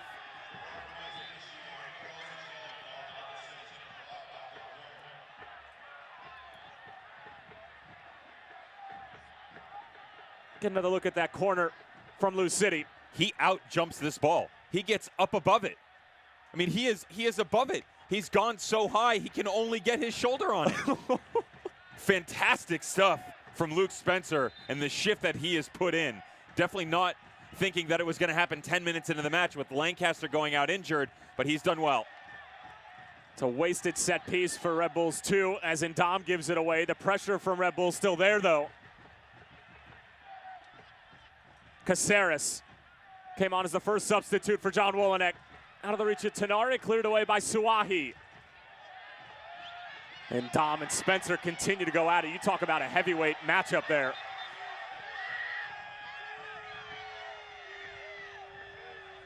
Of course, we should note Speedy Williams, who came on for John Hackworth, won the 2016 USL Cup with New York Red Bulls 2, and has since enjoyed his time here in Louisville.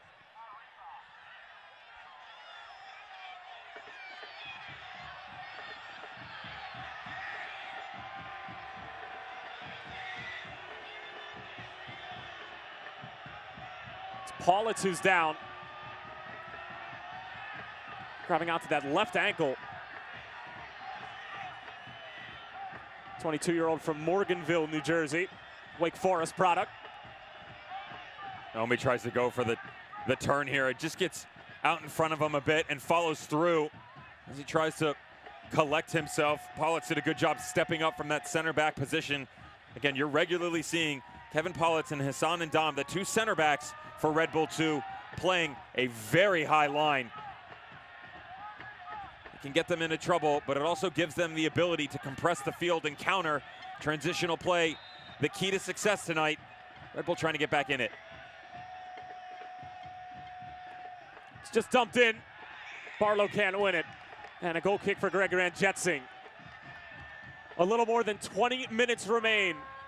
Louisville, as it stands, onto a second consecutive USL Cup final and second consecutive Eastern Conference Championship. If Louisville are to win the final, regardless of the winner of the Western Conference matchup, will run through Lynn Stadium at the University of Louisville. Suahi gets out of trouble, but Devin, you're shaking your head. You're Louisville, you're playing with fire in that situation. Push the ball down the field, let them reset their line. Red Bull is going to come at you with a lot of different options. You just saw it right now. There's no reason to put yourself behind the 8 ball like that. Out of the reach of Omby, Cutler gets a foot to it, the foul against Omby. Devin sitting in here wagging his finger, as is the rest of the crowd here at Slugger Field. And Brian Omby's shown a yellow card, and Devin, you said it, a lot more cards to be shown.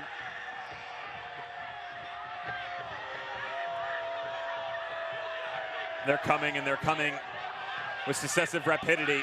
This is a hard one for Brian Omby when he goes to get stuck in, because it's not a bad challenge. The referee's judging him by the way that his foot was positioned. If you go in there with your foot open, it's not an issue. When you come in, quote unquote, studs up like that, that's when the referee starts to get involved. Over the top, cleared off the line by Suahi. Ranjetsing mistimed it coming off of his line. It remains with the visitors. Caceres. Wrong foot's McCabe. Caceres still with it. Taken down, but no call from Remy Touchon. Spencer brings it down. Has Ndam beat for pace. Waiting for the cavalry to arrive. But it's Ndam who wins it and is fouled.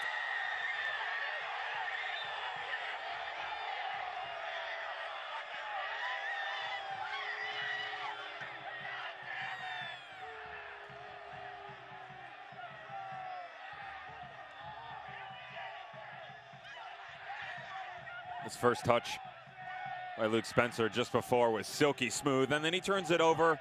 Not the worst foul to give up. And Dom, again, seen some, I'll say, Tony-worthy performances so far. Not necessarily at the Oscar level. No, not yet.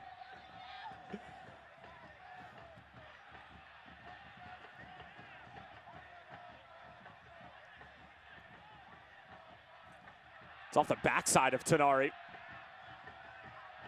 Cutler steps forward. Lima trying to win it back. Ombi sees his touch go as far only as Ndam, who is on a yellow card. As is about half the players on the field right now. Yanez, Tenari skips past two defenders, but he was offside.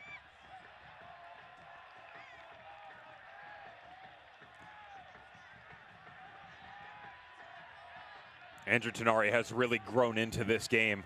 And how? Quiet early on, one-on-one all night long, especially in the second half. You've seen him start to take over this midfield. Very difficult for Del Piccolo, Speedy Williams, Illich when he's stepping back to keep an eye on him. And that's what they give you. So many different looks for Red Bull 2. Louisville City to do a better job solidifying themselves on the defensive side of the ball. A lot of space for Louisville going the other way. Here's McCabe, closed down quickly by Ndam. He is deceptively fast, Hassan Ndam. And he's jawing a little bit with the Coopers.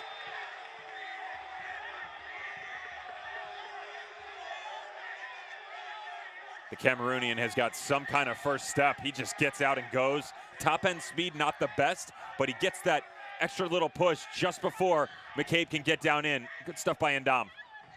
Well, all he really needs to do is get there so he can at least put a body or a hand on the opposing player, because at that point, it's over. It's just a strength match, and he's always going to win it.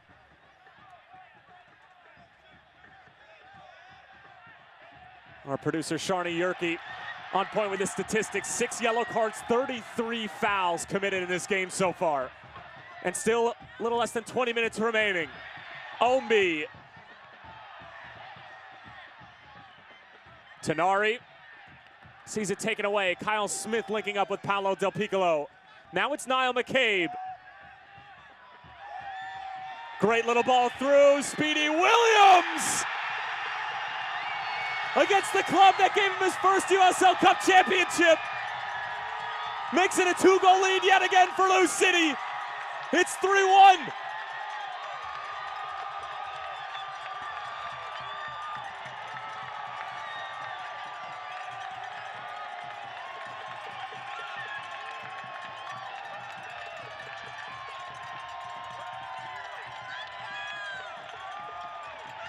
You can bet when John Hackworth made the change to bring Speedy Williams on and close down some play in the middle of the field, he did not expect his Jamaican to bury something in the back of the net or in that fashion.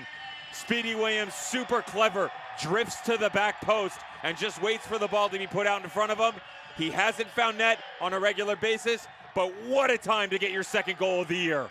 Goal presented by Kentucky Lottery, fueling imagination, funding education. Kentucky Lottery, his lone goal coming in a 3-0 win at Ottawa Fury way back in the dog days of July.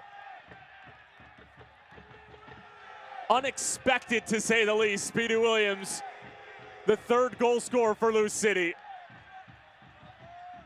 How will the visitors respond down 2 goals yet again?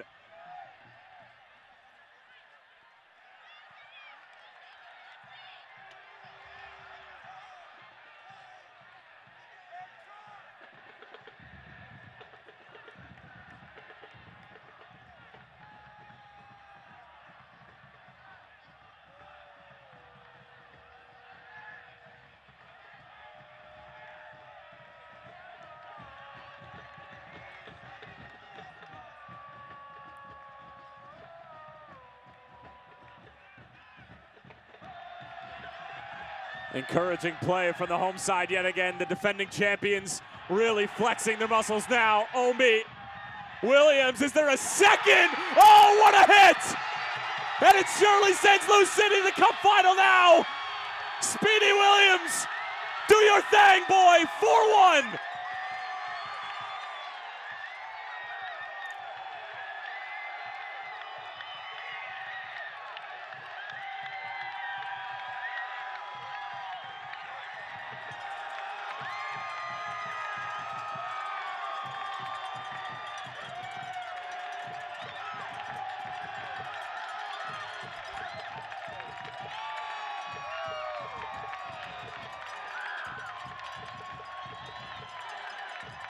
Gonna have to talk to Speedy Williams. What's been going on? Change his diet? I mean, are you kidding me? 20 yards out, unleashes. The ball does not even move. This thing is hit with such velocity and conviction. Evan Laurel can do nothing about it. 2 goals, 2 minutes, icing on the cake. Louisville almost assuredly in the final.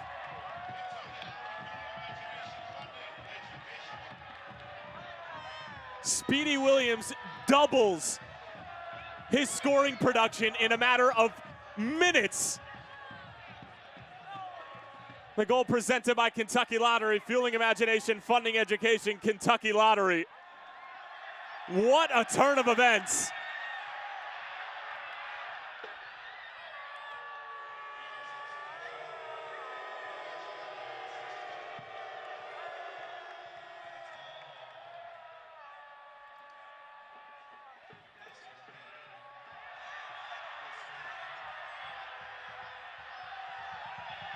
Illich. It's cut off by Cutler. Well, Devin, I posed that question to you right after the Speedy Williams substitution took place. Whether or not Hackworth should have kept the substitution after Barlow scored the opening goal for the visitors. I think Speedy answered it for us. He was more than happy to put that argument to rest. Speedy Williams, fantastic, and not necessarily known for his offensive prowess that we've seen tonight. I mean, we've seen him pull the trigger from distance, but for him, it's not even right place, right time. Just read the game very well.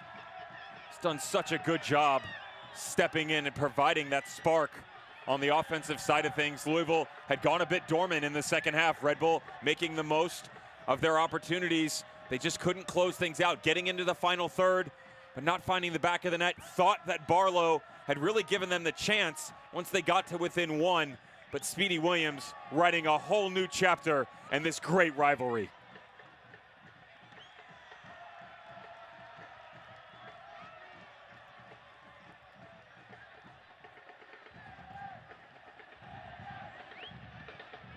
Even at 3-1 for Lou City, it didn't necessarily feel comfortable because it was starting to feel like the 3-3 game that they had played earlier in the year. And New York Red Bulls, too, with a furious comeback in the second half. But sometimes a moment of individual brilliance can take you a long way, and Speedy Williams providing just that for the champions. And he has helped them in more ways than one to have them an opportunity to compete for yet another USL Cup.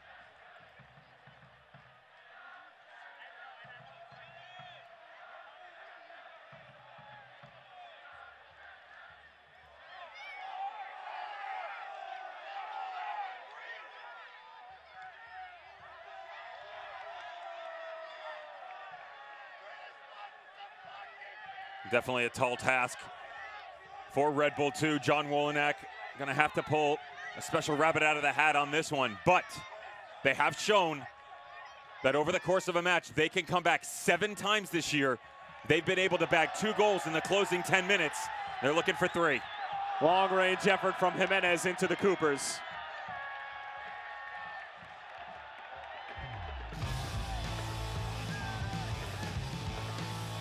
And this was about a year ago.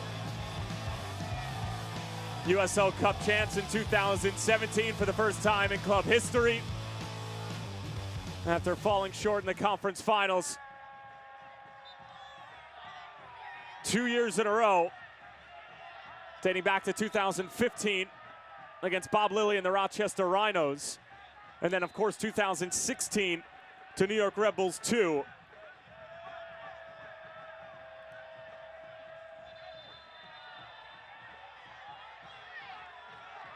And, of course, Louisville will join Swope Park as a side to reach back-to-back USL Cups. As Niall McCabe was issued a yellow card. And Louisville will be the 4th team to reach 2 USL Cups, following Orlando City in 2011 and 13, Harrisburg City Islanders in 11 and 14, and Swope Park Rangers, of course, in 16-17. Don't forget, this is their 4th Eastern Conference final. You're looking at a dynasty in the making easily. And for the organization to have so many moving pieces and turnover in players, to consistently rebuild, get the core components, and come out every single year and make their mark on a league is incredible. Smith, Illich, here's Omby, it's blocked in front, Omby again, it's 5. They're running away with the Eastern Conference title and making a statement to the West, saying, bring it on, it's our trophy.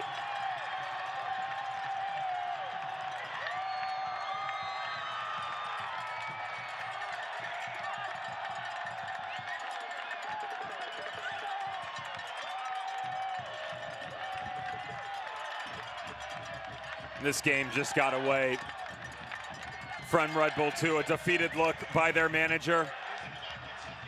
And this unselfish 1, 2, 3 touches right at the top of the box. Nobody willing to pull the trigger. In steps Brian Ownby. It's his 3rd goal in 2 games, 5 for Louisville, 4 Eastern Conference finals, but most importantly, they're looking for that 2nd championship. Goal presented by Kentucky Lottery, fueling imagination, funding education, Kentucky Lottery. Well, given the recent history in the Eastern Conference Finals, I don't think anybody could have predicted a 5-1 scoreline, and we still have a little more than 10 minutes remaining plus stoppage time.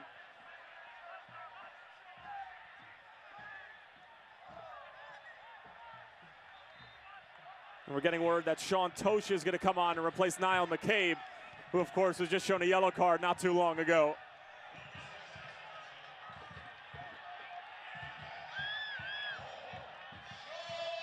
And Niall McCabe will come off to a warm round of applause, as he always does. It's the last time he'll step foot on Slugger Field in 2018, because barring the comeback of all comebacks, USL Cup final will be at Lynn Stadium on Thursday, November 8th at 8 p.m. Eastern Time. And the substitution brought to you by Great Clips. It's gonna be great. Niall McCabe did quite well for his squad tonight. Everything his manager wanted and more. Started at the 8 in the middle of the field, next to Del Piccolo, tucked right underneath Illich, and then moving outside once the substitution by Speedy Williams was made. Good stuff right there of the Jamaican stepping in, but Niall McCabe, just such a versatile component that has really done everything asked of him. And now just letting him get a break. Again, on that yellow card, wouldn't want anything to spill over and ruin his chances in the final. Ackworth makes the change there, up 4. This is, like you said, Tyler, not 100% over, but stranger things have happened. Have they? Oh, yeah. 7 minutes, 4 goals? I tell you what, when I was 17 years old, and we'll get back to that. Here's Jimenez interrupting Devin Kerr right on point. Speedy Williams. Oh, what a ball for Illich. Ilya Illich still with it. And Loro punches it away. They're just putting on a show now.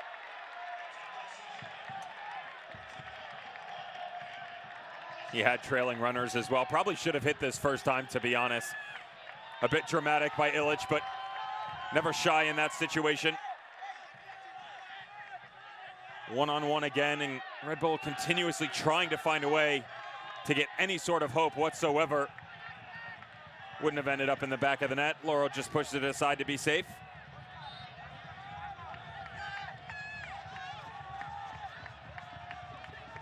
Jimenez gets all the way through. Handball.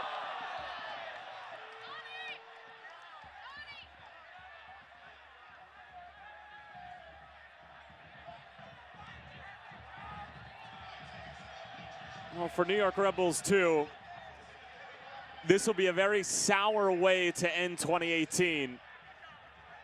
But on the whole, knocking off the #1 seed and the Shield winners in FC Cincinnati, starting off the postseason by going down to Charleston and picking up a 1-0 win, and proving really that regular season, as long as you get into the postseason, anything can happen, because this is a side that really up until the month of September didn't have a road win.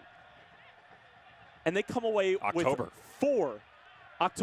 October. Yep. They come away with 4 road wins, including their wins against Charleston and Cincinnati in the most hostile environment in the USL. And they beat the Riverhounds in the last game of the season at home, but still, you beat 3 of the top 4 teams. It's unbelievable. And had this game gone to penalties and they had lost in penalties, it might feel a little bit better. But because the scoreline now reads 5 and could potentially be more, they'll feel like the season was a loss. But it's anything but that. This organization, the club as a whole, does such an excellent job. And Devin, I've said it to you, from top to bottom, if you start with New York Red Bulls at the MLS and then their affiliate with New York Red Bulls 2 here in the USL and even the Academy, the success that all 3 of those have had over the past 10 years, show me a different club that's had more success on the whole. It's quite difficult to do, especially when you bring in the different tiers. When it comes from New York Red Bull, Red Bull 2, all of their academy squads consistently finding themselves in the topic of conversation at the national level. In talking with John Wolenak, he was quite proud of the vetting process that they do from an organization and pushing not just players, but coaches into these opportunities to help a squad out. He told us the game earlier this year, June 30th, they played Louisville. That was the 3-3 tie we talked about earlier. Felt like that was the catalyst and the springboard they needed. Was very proud of how they were able to come back and get a result there. Since then, they have gone 10-3-7. Goal differential has been double digits, astronomical play, and they've done it versus some big names in the Eastern Conference, and it just goes to show you the quality, not that they bring each and every season, organization-wide in its totality, fantastic, frustrating finish to the year, but they need to hold their heads high.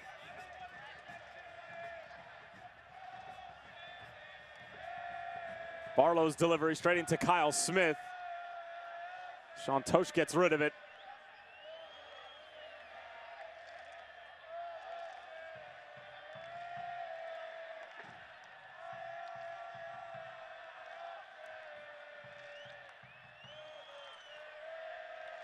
Tenari looking to salvage some pride. It's a good effort. And here's tonight's Toyota move of the game. Let's go places. Not necessarily a soccer move per se, but some pretty good dance moves. A lot of times we like to go after poking some fun here and there. Jimmy McLaughlin no longer has to say about the best dance moves, but I bet you big Joey Farrell out in Phoenix has an idea of what he would do in a goal celebration. Speedy Williams doing a little bit of a Jamaican Mamba. Fantastic stuff from the midfielder since he stepped onto the pitch. 2 goals in 2 minutes for Speedy Williams after only scoring 1 during the regular season. 73rd and 75th minute strikes, and the first one really turned this game around for Lou City, because New York Red Bulls 2 more than a few times was threatening, and it looked like all the momentum that shifted to John Wolenak's side. This game, this matchup, 22 goals in 3 matchups this year. That's nuts, insane. But remember, again, this game was 2-1 hitting the 73rd minute until Speedy Williams decided to force his hand on this match. Red Bull 2 had started to get back into this match. Andrew Tenari had basically taken over the entire center of the park. Louisville looking for answers. They found him in the likes of Speedy Williams and Brian Ownby. Stauffer comes on and replaces Ethan Cutler. Substitution brought to you Bry, great clips. Stauffer actually a Kentucky native from Owensboro and attended Creighton from 2014 to 2017.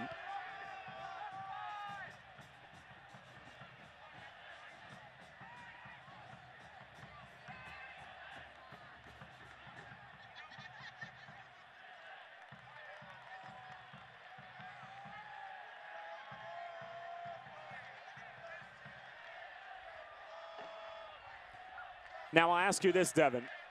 The final will be at Lynn Stadium at the University of Louisville on Thursday night at 8 p.m. Eastern. Louisville will await their opponent, which will be decided tomorrow night at 10 p.m. Eastern between Orange County and Phoenix. There's no stoppage time to be had. As Ndom sends it away. Look at the watch from Ramey. Tuchon full time. Lou City, back-to-back Eastern Conference titles. And they'll have a right to defend their throne in 2018. 5-1 is the final here at Slugger. Speedy Williams came on and made more than an impact. He made a statement. 2 goals in 2 minutes for the Jamaican, who only had 1 goal in the regular season. John Hackworth takes over for James O'Connor. Past the halfway mark of the 2018 campaign. Steps into an unfamiliar situation, but brings Lou City and the Coopers and the rest of this terrific organization to a very familiar place, and a place where, quite frankly, they belong. The USL Cup Final, which will be played at Lynn Stadium, November 8th, ESPN2, 8 p.m. Eastern. It's another historic season for Lou City, regardless of the result on Thursday night, Devin. What do we make of it all? With the acquisition of John Hackworth, fans, organization-wide, and critics were very quick to jump on his back about the formation changes, moving into this hybrid 4-3-3, 4-2-3-1, going to the 4-back system. How do you like me now? Look at what he has done. He has done nothing but continuously push this team into the opportunity to have great success. Everything he has asked from his players, they have answered. They've got one more match to get done and show that they really want to be a dynasty in the USL. But tonight, the 90 minutes, fantastic performance, masterclass all around. Well, Speedy Williams' teammates were trying to cool him off, but they still have 1 more game to go. Lou City, Eastern Conference champs for a 2nd year in a row. We'll put a bow on it when we come back.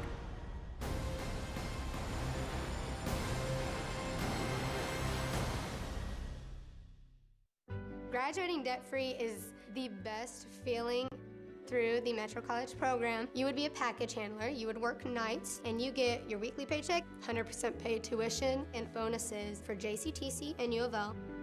Less than a year after I graduated, I bought a house on my own because of all the benefits that I received and the freedom that I had from graduating debt-free.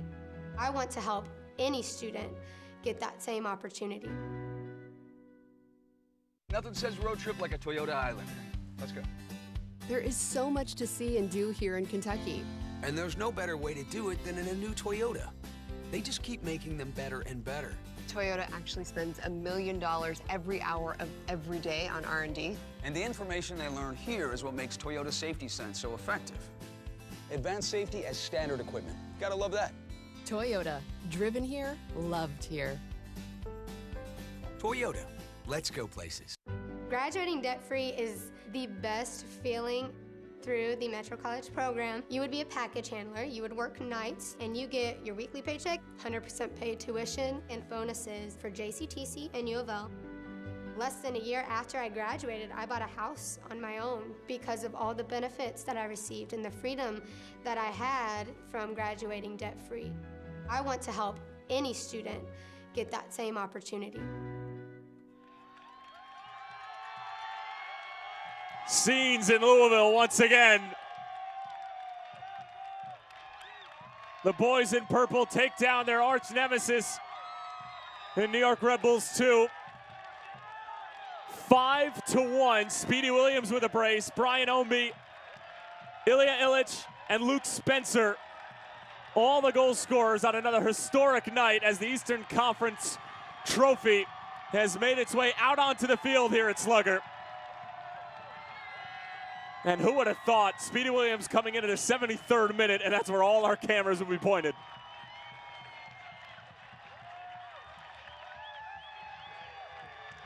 Kyle Smith heading over to the Coopers, paying respect to one of the better support groups in the United Soccer League.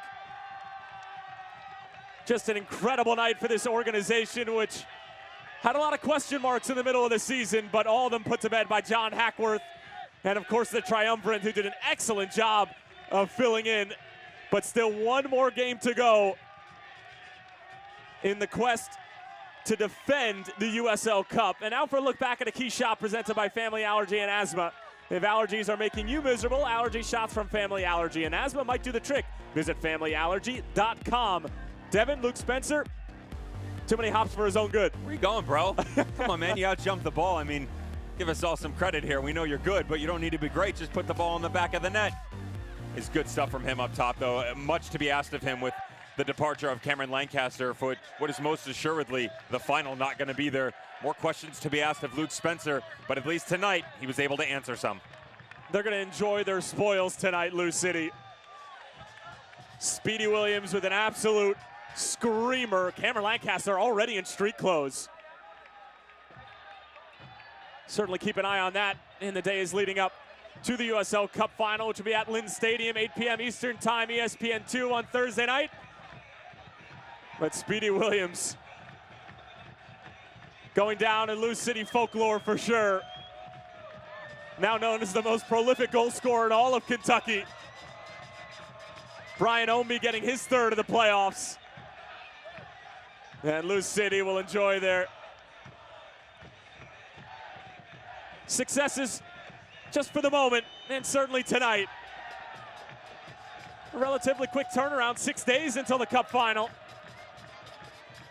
Back-to-back Eastern Conference champs. So many of the same faces who were there a year ago, as well as some new ones. Definitely different circumstances. And at this point last year, we would have been deep into extra time, but a more than convincing performance from Lou City. Devin, wanted to ask you this question heading into stoppage time, but there was none. Grilled cheese and tomato soup. Other than what you're going to have for dinner tonight, who suits Lou City better in a matchup, Phoenix or Orange County? It's a great question. If you want to see something like tonight, Phoenix is more similar to Red Bull 2. Orange County has been consistently the better squad.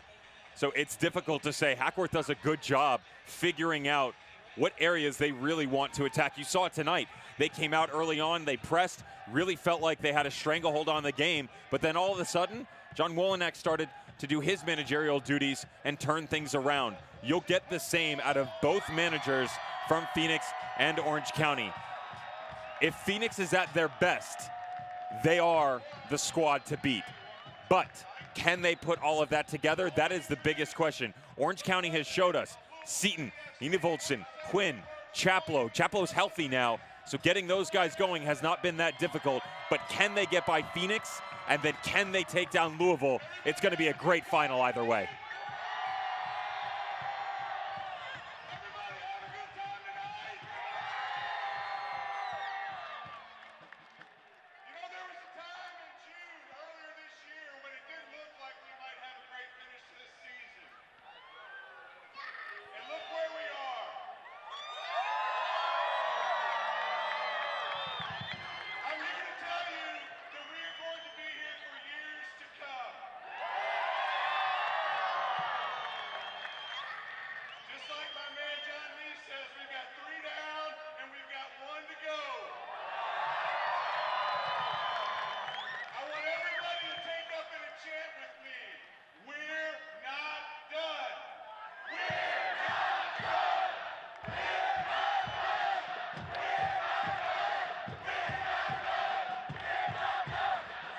Club president Brad Estes leading the charge here at Slugger Field. Never really been a finish line for this Louisville squad.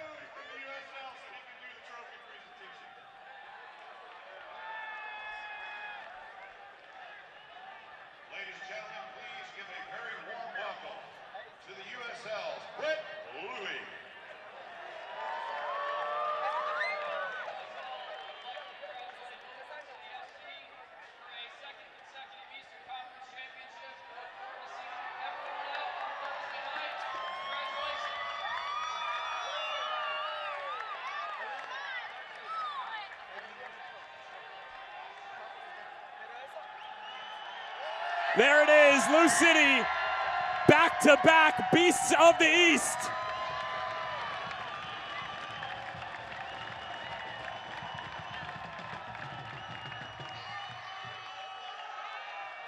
And Paolo Del Piccolo, rightfully so, hands it off to Niall McCabe, who made his 100th appearance, then Ilya Illich. Alexis Suwahi getting into the fun. Sean Tosh. And how about the goal-scoring king of the United Soccer League, Cameron Lancaster? Not the night that he had dreamed of going to bed on November 1st, but helped them get to this point nonetheless.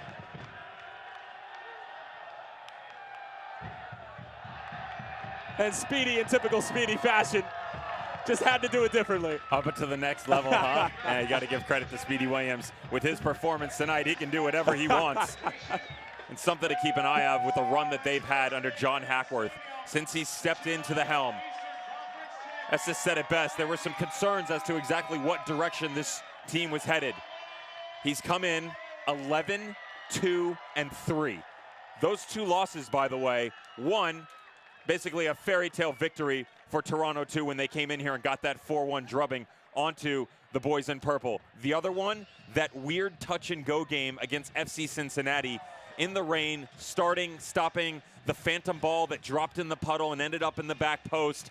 But since then, 9 wins in a row, responded to adversity in every way, shape, and form, and they have put together some serious performances with multi-goal games, a stout back line. You're looking at a squad that's got 28 goals for, 5 goals against. That's plus 23 over the last 9 matches. Thank you very much. And now you're looking at a side that has officially booked their ticket.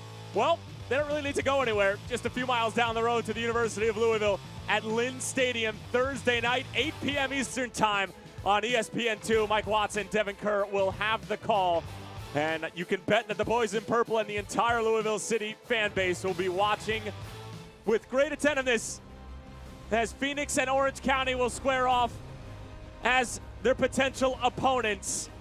New York Red Bulls 2, ousted from the postseason in 2018 with authority by Lou City. Their 2nd consecutive Eastern Conference championship for our entire crew. Tyler Terrence, my broadcast partner Devin Kerr, saying so long for now. Final score, Lou City 5, New York Red Bulls 2-1.